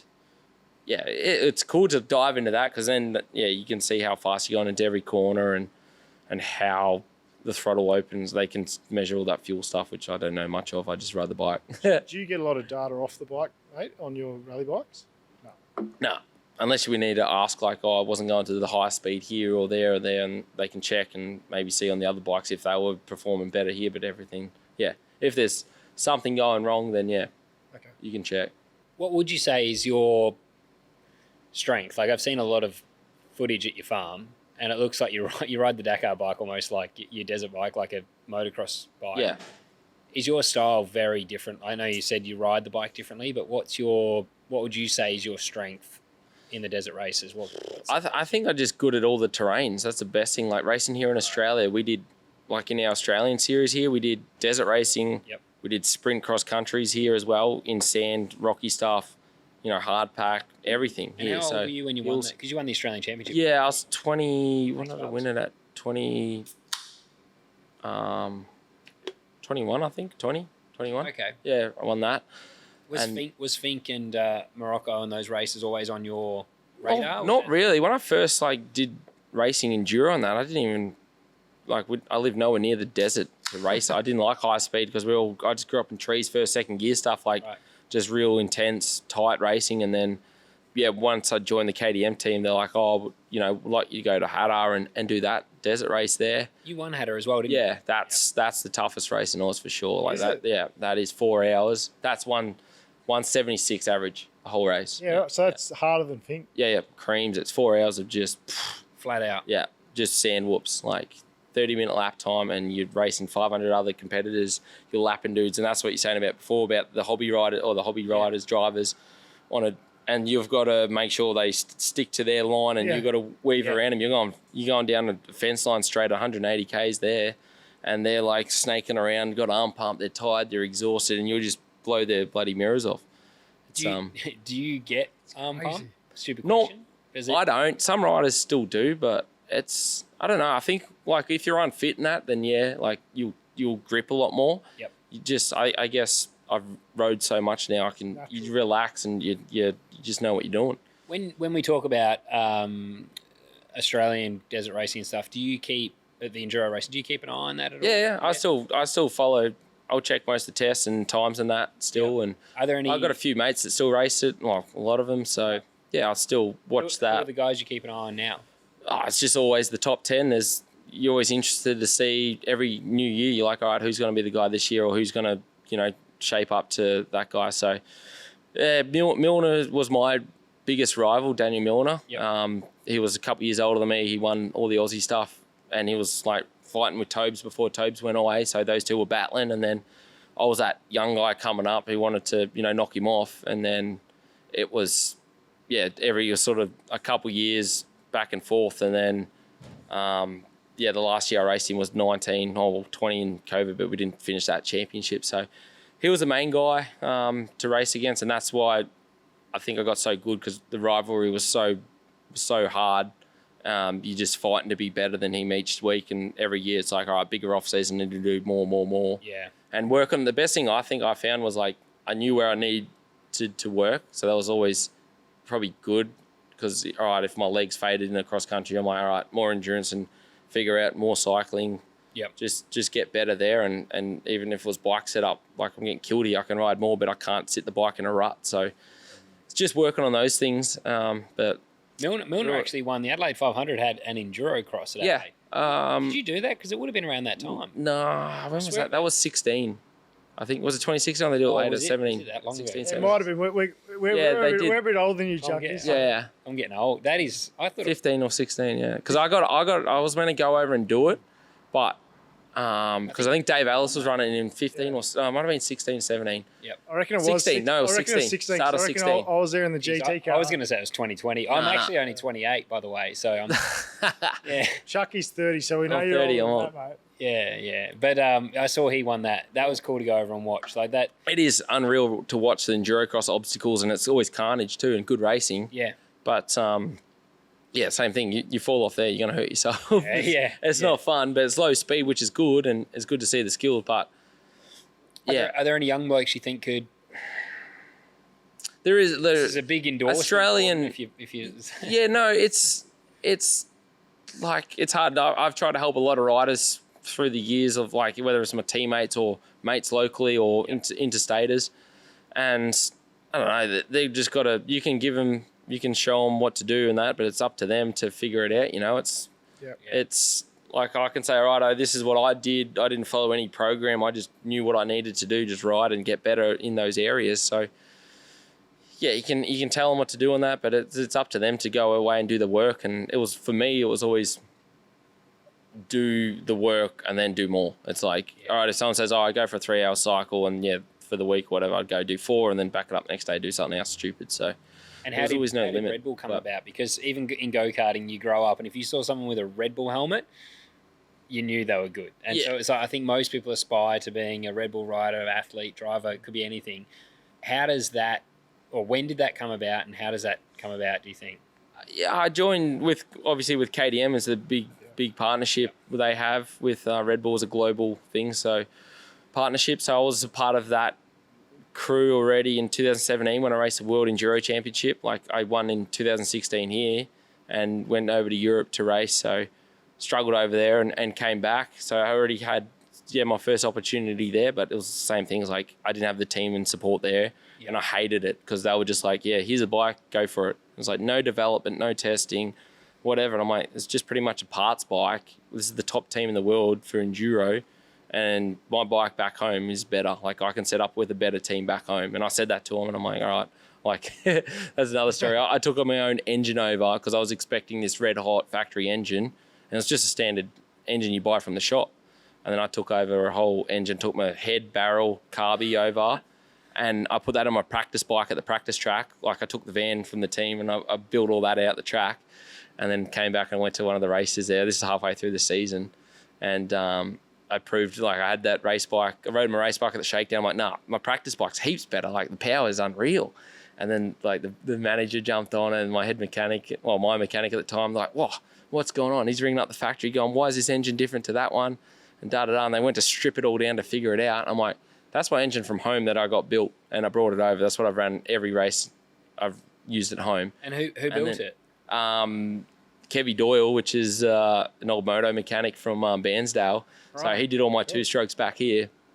And yeah, I took that over there. Like it was just like make the cylinder, like the car bigger. It was like bore it to 38 or 40 mil, whatever they are, and then just clean the head up, more compression and better flow in the barrel. And they didn't even do that. It was a full stock thing. And I'm like, really?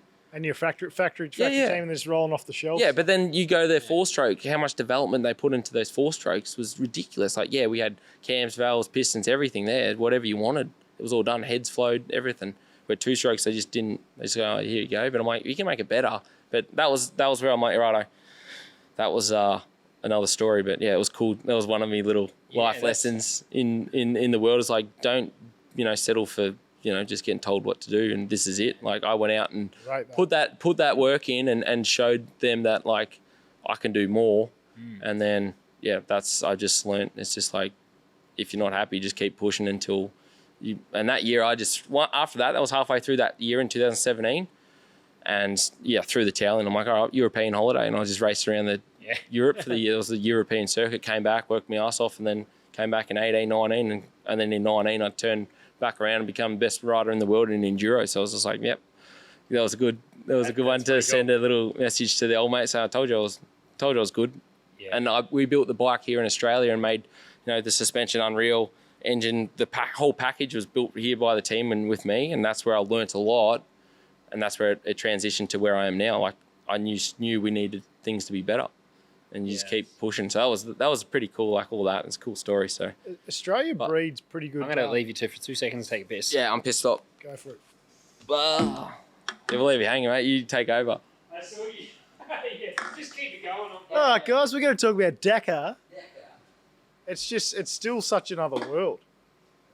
It is. It's just fucking, like I think sometimes like compared to other athletes, like car drivers are tough, and then I like see you guys. I'm like, there's no way. No, but compared to soccer players and shit, like I've raced with a shattered ankle.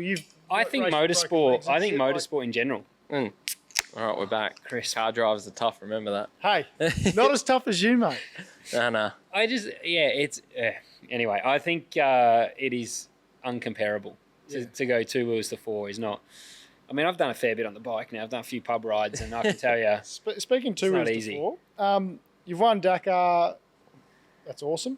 Any other races or any other series that you want to go and have a crack in? Like in the past, you've mentioned you wouldn't mind maybe doing some Pro MX stuff or anything like that. Is there anything that you want to tick off that bucket list? Even Fink?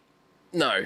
I'm not going to think. No, that was he fucked his leg there. Yeah, no. So that's a no-go back there. Is it just because the reward's not there to win Fink or do Fink? I love riding the track and the area and everyone up there. Like it's so fun to ride, and really for rally, it's like the best training for me because it's fast, physically demanding. Just go pound the track, but it's just costs so much, and the support from anyone to do it now, it's so expensive to go train because you got to literally live there and train there, and that's it. So you got to move everything up. It costs about probably cheap to cars, but it's probably $1,000 a day to do it all. Yeah, okay. Like if you add in a hire car, you got to have someone follow you. You got to have all the spare parts, fuel, and all the parts you burn on the bike. Is a lot. So if you're doing it as a punter to do it professionally, it's nuts. Like just pre-run, and I just blew. Before the race, I was already 20 grand in, just out of my own money just to go race it. Because I was just doing it for to go race it. Everyone's like, you're going to race Fink? I was like, yeah, one day I'll do it. So I went to do it and then bit me on the ass. And yeah, it sucked. But so was that the only time you'd gone to do Fink? Pretty much, yeah. I went up there for one race and I watched it in 2016 with the team and rode it there. And it's awesome. It's a good track. And it was pretty cool. I know it would have been competitive and fighting for the first position, going off my practice times and that. So it was good, but yeah, like no one, like from the organisers and that, no one was there to support it and pump it up, and it's just sort of unfortunately not going that great. But that's where like it wasn't nice to be a part of, and no one sort of, with me being there, it helps the event, and no one from the event was willing to help me to do that. So all the locals, and I've got so many friends up there and that, and love it. But yeah, I've been ragged out before because I ragged the race out. But I'm like, it's not the it's the race. It's not the people. It's just 100%. it just needs to be It's the promotion of it. yeah, it just needs to be fixed. Like, and the worst thing is with the car, the whole car situation now with like the insurances and all that, it's messy and it's sad because it's dropping off. But as an event, that's why Hattah is the biggest and hardest desert moto race there. It's huge. It's massive, and it's more hard. Like I can do Fink every day, back to back. I can go up the next day. I did it 5-6 days straight. It's disappointing that Hattah doesn't get outside of the moto world. Because I know moto-wise, I'm sure it's up there. It's on the globe. Like a lot of people overseas look at it as well. It's like the beach races. Nationally, Fink. That's moto in general in Australia. That's gotta be hard. Yeah, that's the Fink was the cars that pumped it up because it's two motorsport, coming together. Yeah. It's like Dakar. That's why it's bigger than, for an eyeball event over the whole event, Dakar's bigger than F1 MotoGP. All the numbers on it. Yeah. Because it's a 14-day race and all the eyeballs on that for that whole event is more than... Has it been life-changing? Not yet. I'm still just chilling out on the farm. drinking beer. He's sitting with us, mate.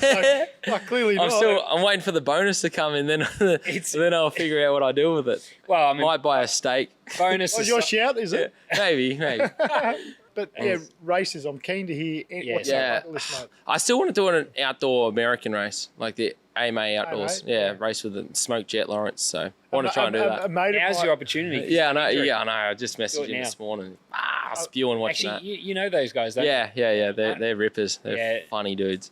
That's really cool. I went and watched them at the I missed out. I didn't get to go. I was in America testing because I had to win Dakar. So it sucked. Well, that paid off, mate. Well done. I know, but I'd still rather get absolutely launched at Supercross. But there's always next year or this year. Yeah. I'll go over.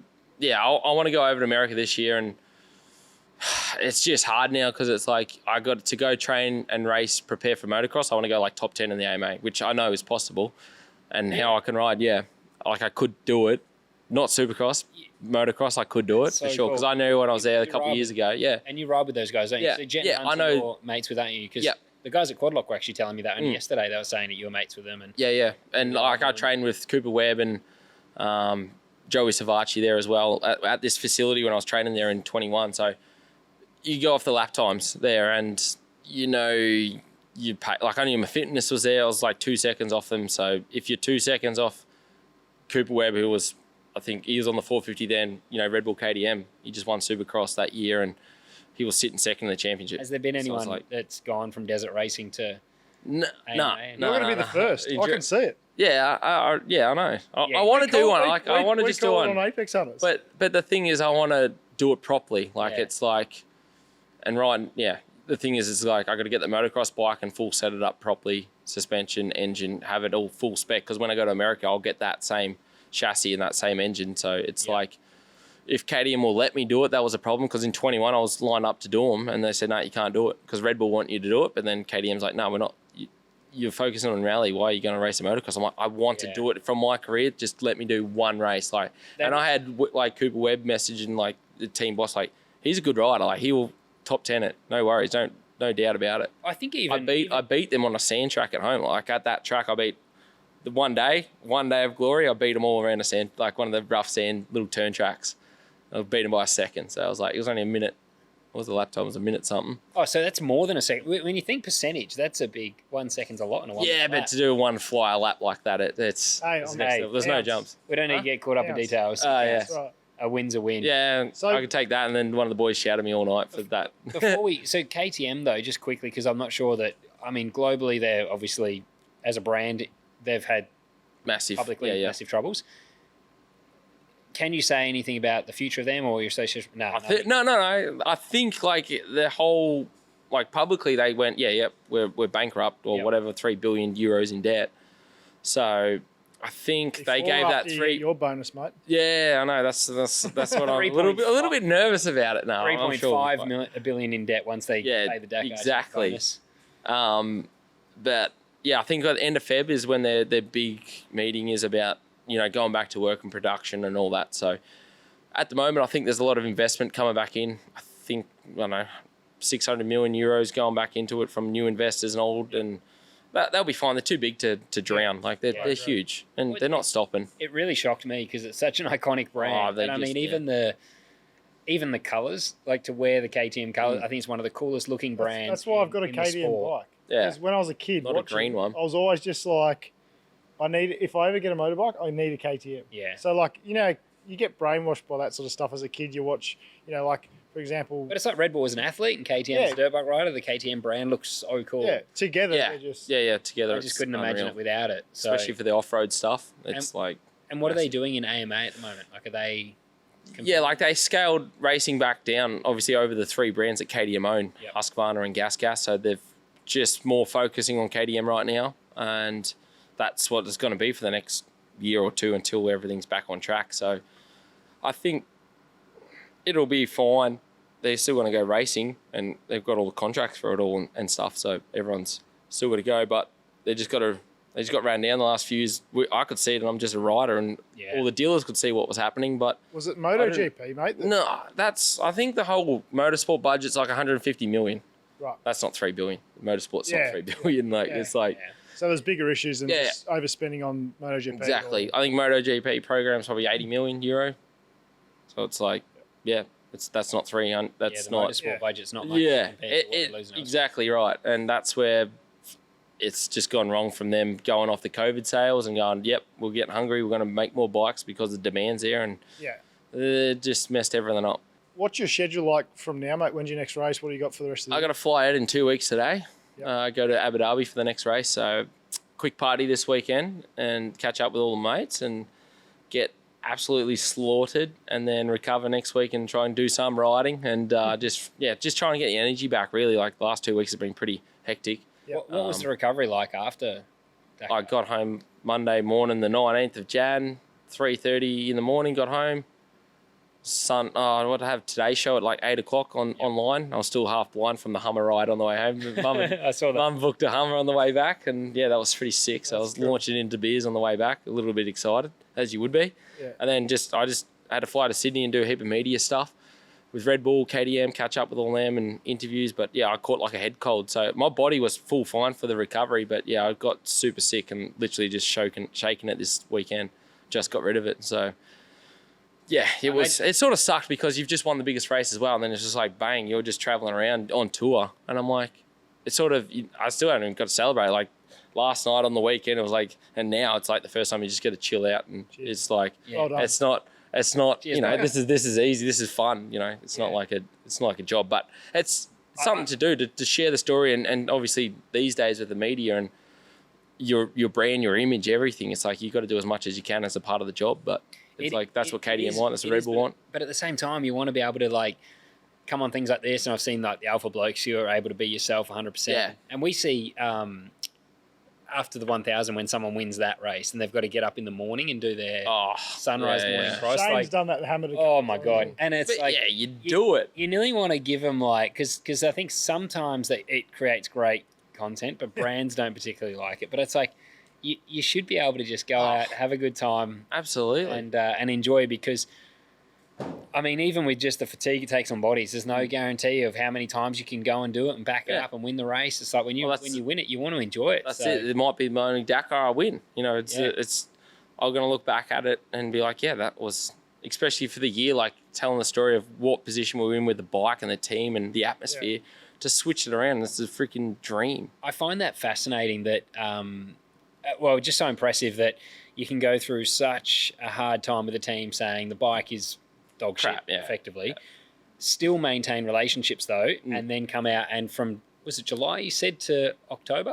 June to October. No, August was the bike when it switched. Like that team was nearly going to fold in August. That's how bad it was. And then you go out and win Morocco, win Dakar, and it's all turned around. It's like a 4 or 5 month turnaround to win. Well, they were literally going to pull the whole budget because of all the costs and everything with everything going on. Like they're looking at rally and they start figuring out like where's all the money going and what do we need to cut here and there.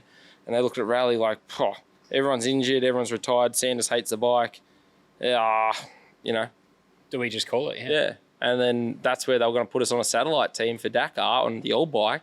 But then literally that week they made that right change in the last test in between. And you said, fucking send me on this thing and I'll win it. I literally told them, it was the best thing was just like, all right, bike's ready, let me do the work and I'll show you what I can do now. And it's like the dream. What a power move. It was seriously like that. Just let me do the work, boys, and I'll bring home old Goldie here. Yeah, I'm like, you guys don't need to do anything else. I'm like, let me do it. And I said it everything before, all the pre-race interviews, anything. It was just like, bike's good, let me do it, and I'll show you. And it was the dream. Like, I wish I'd just put a big contract on that saying, yeah, look, give me $1 million if I pull this off. Because that's the thing, you've gone through these last 3 years of just fighting, and you just in the trenches just going for it. And you're like, why keep doing this? Like, why not? I'm like, I'll just work on the farm, I'm done. Like, why deal with all this stuff? It's not like I'm not for money. I'm that competitive. I just want to win. It's so hard to actually relay that though, because people see what the life athletes get to live and the fact that you're training full time, riding a bike every day to get fit.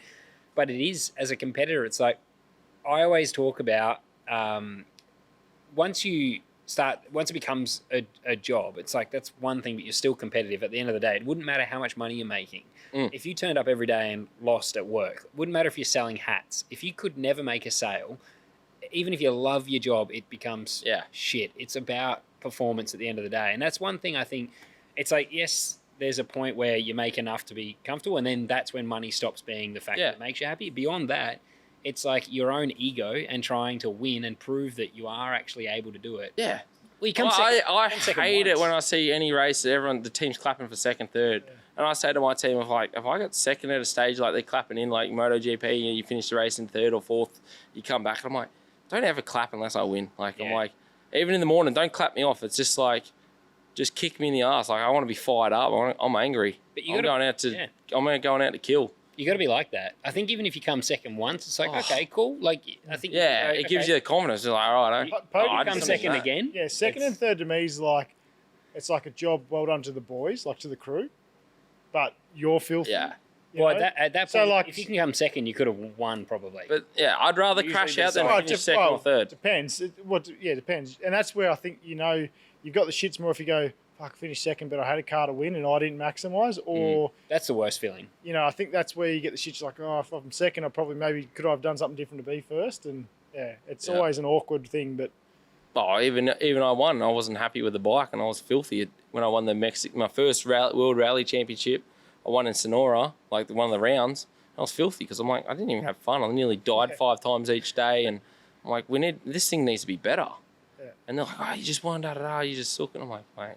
If you finish a race and win and you're not happy, do you think that's like, okay, we maybe need to change something? Yeah. And that's where we've talked in the past about sometimes the races you have that are the most satisfying. You might have started 30th and got to 5th. And you're like, that was one of the best races I've ever had because you maximised everything. And so, it's interesting that sometimes we've had, I don't want to say like last year, just isolating, but sometimes the most satisfying ones that I've had hasn't been personally when you do get the win. Like last year was great, but the car I had last year was great. Like, it is a fine line between you want to win, but at the same time, like sometimes when you bring something that shouldn't have won to the front, it's more satisfying. Can be a good feeling as well. Yeah, you're not expecting everyone, and you pull something out, and you're like, that's Like Sandown last year, we won, but I didn't feel like it was.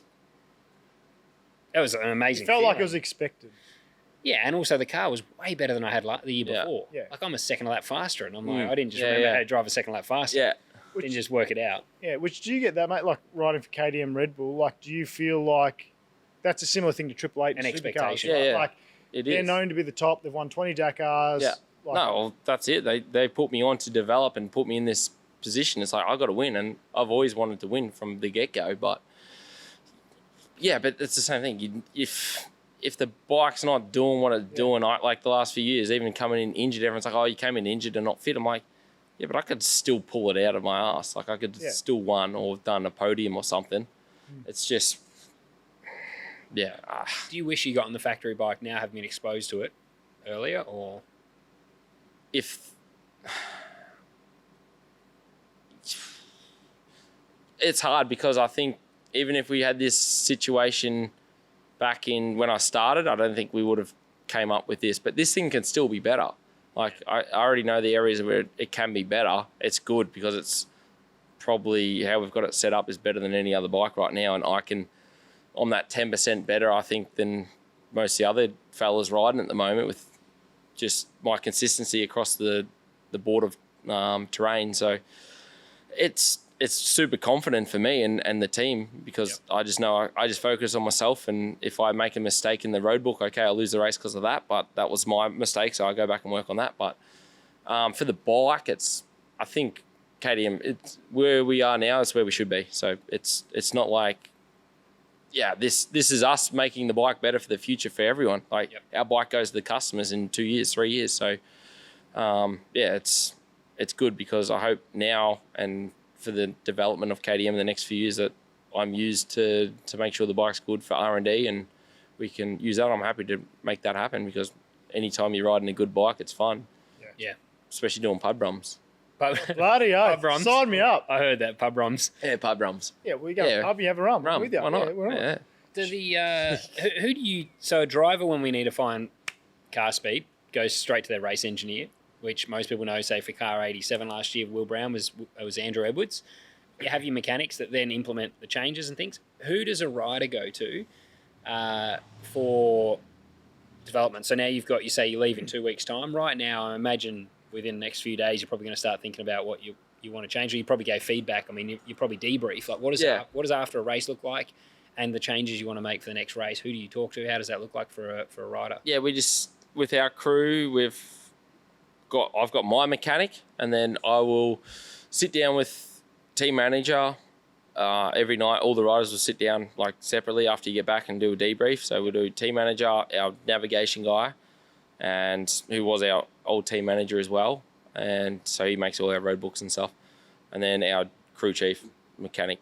So if anything in the bike, he knows every little piece of material on that bike. So we'll chat there. Any problems in our team coordinator, then they'll go back to the mechanics and check every bike. If something's been, we feel something, they'll check it. Yep. But that's how we pretty much sort it all out. If we crash or something was tweaked or bent, we'll just say check that. Yep. Same sort of stuff. But your bike mechanic's the guy you really do you text and communicate with him regularly? Yeah, I'm mates with him, like good mates. But yeah, it's like pretty much it all comes back through the head mechanic, like the crew chief. And that goes across all riders. Yeah, Okay, but so like, I'll that's tell him, like I'll say, I'll go back to him and go, how was this part that I broke? Like if I smash something, all this, and it goes, it's all pretty good, or whatever. Like I'll still go back and double check, and I guess that's and then I'm talking back with him and go, I forgot that, check that as well, or something like that. Right. Okay. It's just good to know, all your little areas, and I know a pretty good mechanical understanding of the bike as well from working. Like I got to work on bikes at home. Yep. I don't have a mechanic, so you just got to know what you're doing. I guess that's the difference with car racing is normally we would talk to our race engineer though, and of course it goes across both cars. Like the other car will get filled in, but say the Bathurst 1000, you would do an entire session and never communicate with the other car, say, and you're always going to as well want to win the race. So there's some things, that's why I asked about who's the guy you go to, because the guy on your bike, I imagine, still wants Daniel Sanders to beat his teammate. And that's kind of, even though you have a race team, Andrew Edwards, for instance, is always going to fight for everything he can to make sure that Will Brown gets the optimal strategy to win the race, because that's his car. Of course, he wants to help the other car as well, but I was just wondering if that's different in bikes, whether it's more a team thing and then it's down to your riders to win the race. The other year when Toby and Kevin, like they started the race with, I think it was 19 seconds apart for the last day, so it was just like, after 12 days of racing, it comes down to 19 seconds. Up to you boys. But exactly, it's just like there's no. At the end, KTM's going to win, so they don't care. Yeah. It's like for us for the stat strategy stuff, there would be a bit if we're there, but it's just like that's probably like Kevin Benavides had his brother Luciano Benavides, so it was me and Toby out there, and I'm like, I was helping Tobes out because Aussie and all that, and Luciano was opening that stage, so he went really slow and got lost, and I caught him at kilometre 20, which normally you can last to like 40 or 50 or 60 before you get caught. And then, so he was like trying to, slow down the race straight away. So, because Kevin was starting back that day. So then Tobes was exposed to lose a lot of time. So it was like, and then we have the waypoint opening bonus as well, which is another thing. And yeah, it was like I was letting Tobes through to catch that opening bonus so he could get as much time as he could for the bonus. So that was sort of the only time that it's come down really close in the team, I guess. But but that's where other teams can play. If you're fighting, like I was fighting against 4 fast Honda riders this year, or 5, and it's one rider. I was the only strong, KTM guy, and then I was fighting against all the other Honda guys. So they could start 2 in front one day, 2 at the back, and then if I'm out the front one day, then those guys at the back could do it. But that's where I just pulled out some magic. I like it. Just make it happen. Well, it's different than, I guess, the racing. It sounds like that's more championship talk as opposed to races. Yeah. If that makes sense. Like for us, at the end of the year when Will and Brock were going for the championship, it's like, okay, we've got 2 Triple 8 drivers, Red Bull drivers going for the championship. Whatever happens, happens. And they were safe from third. That's Dakar. Yeah. Right? It's 14 days, so it's kind of like a championship. Yeah, it is. Your Each 1 day week, is well, 1 week and a half or 2 weeks is, like at the start. At the start, everyone's free for all. Like it's like, all right, you do your own race, just take it easy or whatever. But then the second week, it's like, right, I was in the lead. I was clearly the favourite to win it. So they're like, right, if something happens, like they'd stop and give me a quick part. But if I'm out, then there's no point, stopping and losing 20 minutes to give me a part. Yeah. Or something like that. So it was just like, go with it. What's it feel like now, having won it though, to go back and do it again? Because I have heard a couple of supercar champions, for instance, say they won the first one and you lose the drive. A little bit, yeah. And I imagine the risk that's involved with going and doing a race like that. Because I think I saw an interview where you said you dreamt of winning this race and you've done it. So is that the pinnacle for you in your career? And then what does it look like now, to motivate and go back? Yeah, that's the big thing I sort of got to face at the moment, because I had this in 2019 when I won the 6-day enduro, the international 6-day. So that was the biggest enduro event in the world, like the Dakar for me in enduro. So I was like, I won that, and that was like the biggest thing I wanted to win. Yep. And after that, that's where I lost the drive of like, what's next? That's where I went, all right, go into desert racing and do Fink that year. And then obviously COVID all came through, so I couldn't do that. That was the next thing, to focus on something new to keep me, fit and, driving to be better. And then I jumped across to, Dakar that year, because I was like, I couldn't do anything in Oz for those 2 years because of COVID. So jumped out and then had this. And now I'm guessing I got to face, how I'm going to do it. And that's now in my career. I can't go, there's no point going back to enduro. It's like, taking a step down or going to motocrossing here in Australia. It's something new for me to do, but I'm so high up now, like in rally, it's so big, and it'd be silly for me to step down unless it's something that I really wanted to do. I mean, Toby won it twice. Yeah. Is a motivator 3? Yeah, for sure. I've got the next 5, I think I've got the next 5 years of really, if I can win 3 in the next 5, that's pretty good. Like, I think as long as I could stay fit and healthy, I want to go back and win it. Like, I've put so much effort into my career, and I think now it's like, I know I'm in the last, 5 to 8 years of this racing professionally. It's like, I just got to give it everything, and the thing is, I've learned with this race, and each day can change. You don't know what's happening around the world, and you just got to, I would try and do as many Dakars. I love the race and how tough it is, and that's what I always want to be better. And I know after competing this year, I already know where I need to improve. So if I can come out better next year and focus on that, I'll soak it all up and party and, take it all in. But it's like, next year I'll be ramped up again. It's sort of a long wait, because that's where you want to peak at Dakar. It's 90% of a year. But this year I've got the World Championship.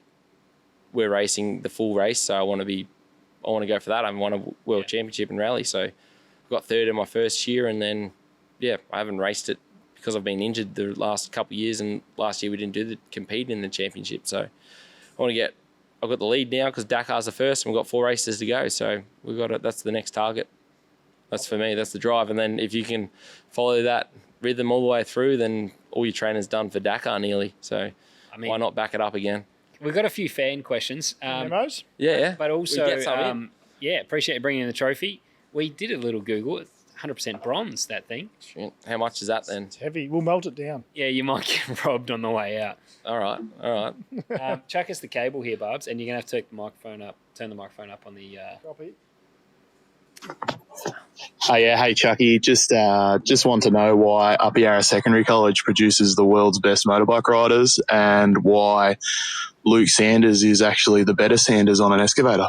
So I grew up where I did, and Upper Yarra Secondary College at Yarra Junction was our high school, and all of us were moto dudes. So there's actually 3 professional moto riders out of there since me, 2 others that are racing in America right now, Lyndon Snodgrass and Mason Simmons, who Lindo lived 5 minutes down the road from me near our other apple farm, and he was a couple of years younger than me. He went to the same primary school, same high school, and then Mason lived 10 minutes away, and he's racing in LA, and Lindo's living in North Carolina. So we had a pretty quick school, and all our mates were riding on the weekend. And I remember in year 12 when I sort of knew that I could make it in that top 10 in Oz and get a job, and careers teacher was like, what are you going to do? What are you going to do when you leave school? Like, what's your plan?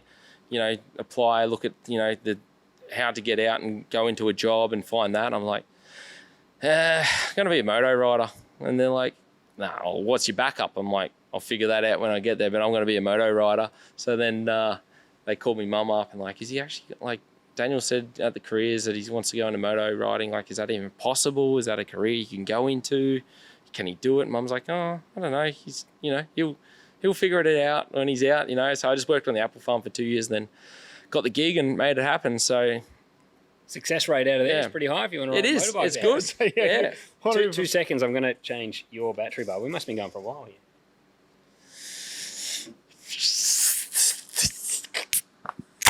Oh, that was a loud one. Here we go.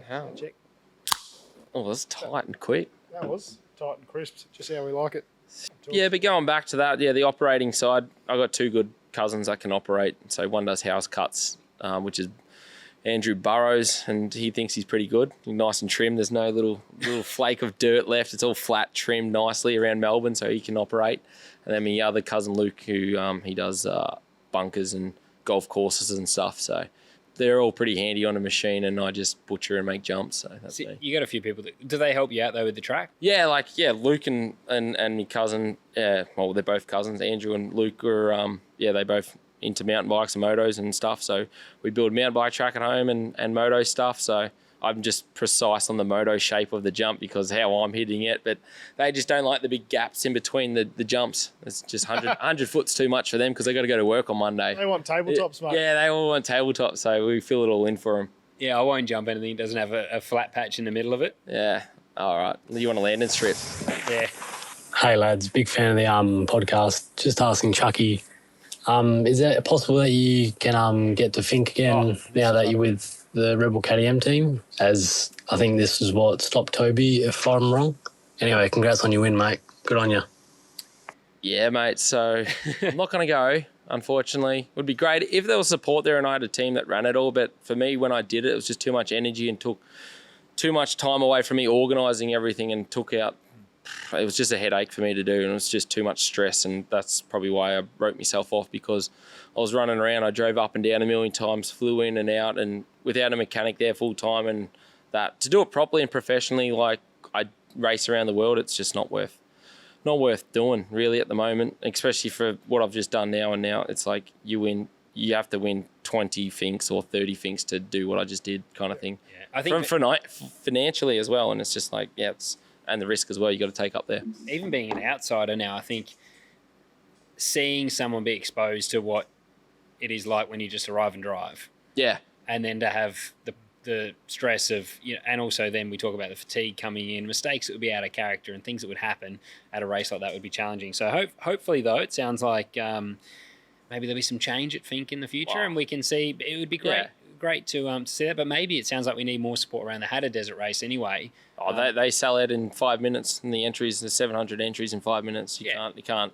But the worst thing is I mean, now, in terms of not just riders, but there we go. There's a listener that talks about Fink, and we say maybe go check out Hatter Desert Race, Yeah. Have a look at what the guys are doing there. And if you're a viewer of motorbikes, you love Dakar and some endurance racing, desert racing, have a look at Hatta here in Australia and have a look at that. Even now, it's getting harder with Fink. It ruined it a lot with the spectators there, with that fatality there. So that's killed Hatta now, which there's never been an incident hitting anyone at Hatta, and it's all just around farmer crops. Everyone's on fence lines. You're not even allowed on the fence line anymore. It's just, it's just even all motorbikes in Australia now, even for club days, like out at our joint, they're like, you can't be 5 meters from the track.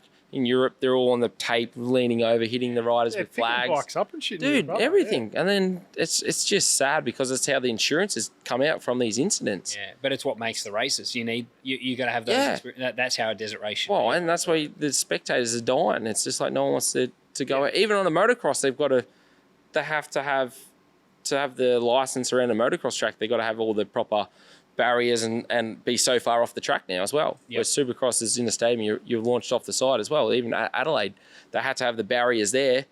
You couldn't be right up against the track there. They had to still have that legal what the insurance wants, because otherwise they can't claim it if a bike goes flying off into the crowd, which can happen there. But it's like they have to have these procedures in place. You don't want people to get hurt, obviously, spectators, but also like on the back of the ticket it does say it's dangerous. And if you go to a motorsport event, you go in knowing that potentially it's dangerous, and if something really bad happened, potentially something could happen. But also, if you're mad enough to lean over and touch a handlebar as someone ride past, maybe it's your fault if you get hit. Maybe. But I'm saying you go to that event knowing that's why you're there, because it's exciting, because it's a little bit dangerous. Yeah, and it's different to closed circuit racing.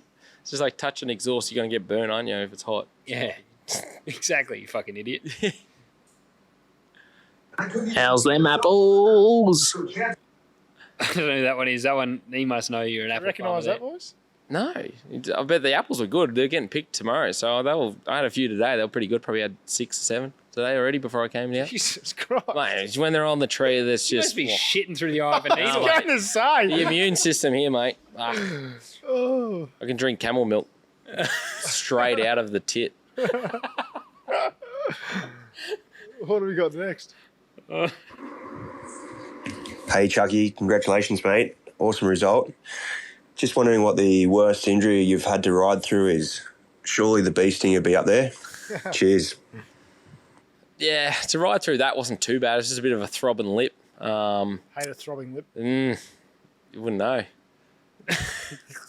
Lips. The dislocation of the shoulder, that was hard, but I was training one day and I snapped my collarbone out in the bush, and I was by myself just at home on the farm in the forest or the bush, woods, whatever they want to call it around the world, and had to ride back, and it was my right arm, which is my throttle hand, so I had to creep over and get on the throttle, otherwise I was walking back 5 Ks back to the apple farm shed to call an ambo. So that was probably the hardest one. I don't know. So not actually in a race, just trying to get home. Race. I don't know. In the races, I heard you had the shits one day. Yeah, I've had the shits. What? That was hard. Yeah, that was in 22. Yeah, I was leading the Dakar, and then falafel or something. Yeah, I got 28 minutes from getting food poisoning, or I had this thorn in my arm here. So I had a 2 centimeter thorn in this muscle here. So when that was going, it was pinching, and that was in for 10 days until we took it out. So I wasn't sure if that got me poisoned or it was something I ate and had a reaction from something. So did you ride through and just shit yourself while you go? I didn't actually shit myself on the bike, but I arrived to the start line I was, when it's the worst hangover ever, and you got to wake up. Well, you're there. I didn't sleep all night. I was just shitting and then vomited in the morning, and then got on the bike, and I'm like, guys, I don't know how I'm going to survive this day. Went out there, it was -2 on the road section that morning. Got to the start line, I was just white, and I shat 3 times before the start. The worst one was... Popping Imodiums left, right and centre. I had something that morning, but that didn't help what I had, whatever it was. And then just before I took off for the stage, because you got 10, then you had 20 minutes to put your road book in, and then I've arrived, I'm like, all right, I better just back one out before I start, just a strategy one. And went out, and the helicopter's pilots are there, because I couldn't go any further than 10 metres away from the bike, because I just had to do it. I was just backed out in front of the chopper pilots. They're all looking. I'm like, they're just checking out the ring, and I'm like, yeah, boys, sorry, I just had to drop this off, and that's it. And then started, and that was probably one of the worst days I had to do on a bike. That's brutal. Just crook as. That was the last one, yeah. I'll just Hey, Chucky, congratulations, Make sure I got the mate. last one. Awesome result. yes, we had that one. That was it. Yep, cool. Well, there we go. That has been unreal, mate. It's been a very good chat. Appreciate the insight, and hopefully some of our listeners get a bit of an appreciation for what goes on two wheels, and particularly at some of the toughest races around the world. Makes us four-wheel drivers seem a little bit soft, I think. I feel like a real pussy. No, man, it's all right. We're yeah, it's good. It's good to share the story, and you know, everyone's into racing and motorsports, revs, high engine, fuel, race fuel, you know, everything. So it's cool, and it's hard. Like, even when I looked at the Dakar Rally, it's so hard to follow, and the more you dive into it, the more interesting it gets. But it's from the outside looking in, you can't. It's hard to watch and everything. So it's cool to share the story and try and explain the stuff that we go through all the time. And yeah, hopefully, you know, all your listeners can. I'm sure everyone sort of follows a little bit more, but then, you know, gets a background story of everything. And yeah, hopefully I'll get to a few races during the year, and everyone can catch up and have a yarn. It'll be good. Yeah, it's very relative. Like, it's relevant to our demographic anyway. Yeah. And even for me as a driver, hearing the stories are so similar. Yeah. It's just a different sporting code, even though it's still motorsport. But the way you talk about working with teams, the high pressure and arguments that would come from trying to just be in the pursuit of going faster, was interesting to hear. It was actually good to hear that relationships didn't fall apart about that. No. It was just you made a bike faster, and you went and won a few of the biggest races of the year, and particularly the biggest race of the year being Dakar. So yeah, congratulations, mate. Thank you for bringing the trophy as well. That's right.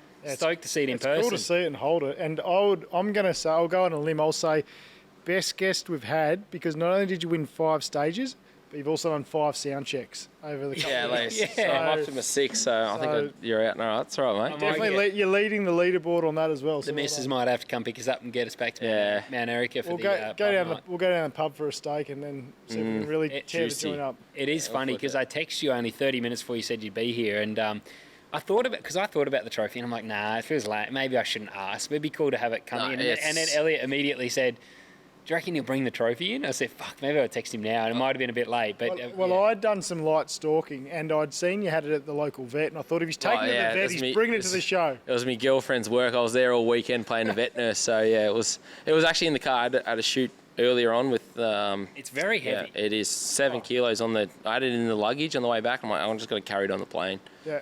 Hopefully they put me to first class or something cool, but they didn't. You win that bloody thing, they don't put you in first. Oh, I got like, we had a business ticket on the way back, which is on the way and on the way back, because normally we're economy. So I drank the cocktail bar dry on the way home in the Emirates plane. I was so thirsty. I was pissed in no time. They were pretty weak, so I reckon I pumped 12 cocktails into me, and then I was like, you're putting half a shot in or what? Yeah. I'm very superstitious. I said when you arrive, it's like you don't want to, like the Bathurst 1000 trophy, I'd never hold. I mean, a championship trophy I probably could hold now and not worry about it. But it's like you don't want to touch a trophy, because apparently if you touch it and you haven't won it yet, it's like bad luck. That's why, there's like a... Same rules at the nightclub. What? Even the AFL guys, when they hold the cup, there's like a thing there where the first person to let it go is bad luck.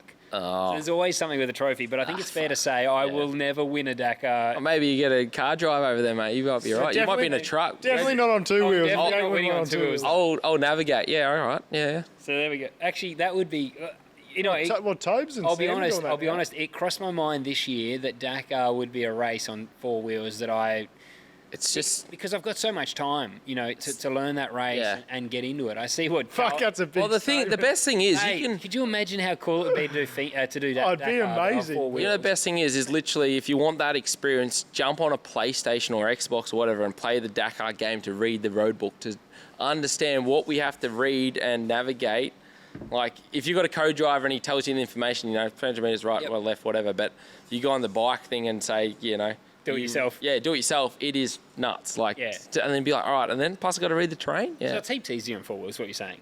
Yeah, you got someone else telling you what to do. And the driver sit there, the mechanic jumps out and puts the flat, fixes the tyre, jumps back in, drinking a can of Red Bull, getting it done. Matthias Ekstrom, though, has gone from racing DTM. I beat him in a supercar. He raced at Bathurst. Yep.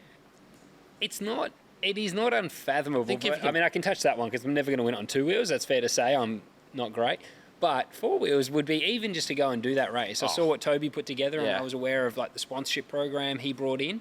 And the daunting thing is you go and put all that effort in, and then you have an unlucky race like Toby seemed to have this year. 3 punctures one stage. Concussion. Sammy got a concussion. Yeah, Sammy got knocked out a couple times, so that's what threw him in. Because they could have still done like good stages and stuff, because Tobes can drive and he's got that experience of everything. He's got the best navigator in the... They can't get lost. As I said to Sammy, he's like, dude, let's just push the lines the whole day. Like, it's so easy for that. But he just couldn't... Yeah, you just get knocked out in the car from the just whiplash in there, so... Crazy. I'm scared. I was like, maybe I could be a co-driver then, because I'm not fast on driving, but it's like I'd navigate. I like that side of things. If you would navigate, I would do I would do Dakar. Sorry, I got to wait a few years. I reckon you've still got 3. What did you say? You get another 3 of these? No, he's done it now. Let's just switch to doing co-driver. Yeah, we'll start training now. We're doing the training now, aren't we? No, well, good luck, mate. Thanks. Hopefully you go on to win many more. And I mean, you're young, fit, healthy.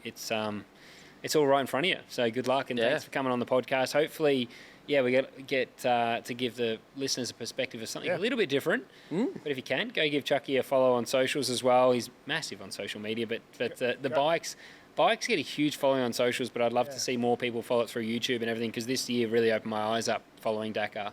Yeah, you can check out all the highlights and stuff there. It's 100%. All there every day. So, no, it's good. Make sure you support Chucky with buying some merch too. And go buy some apples and a tin of honey. Barbara's a big dirt bike fan too, so one day we've got to do a pub ride. Yeah, we'll have to. As I said just before, he's got to come out and ride. Just park at mine, Just don't roll up to mine whenever you want. We'll start you off on the easy stuff, and then we'll get you on the. Yeah, I'll need the easy stuff. But as long as we end up at the pub somewhere, I'll be happy. Oh, when your neighbour owns a pub, it's pretty. We're on. We're on. Supplies free apples. Thanks, mate. Thanks, mate. Cheers. Beauty. Unreal.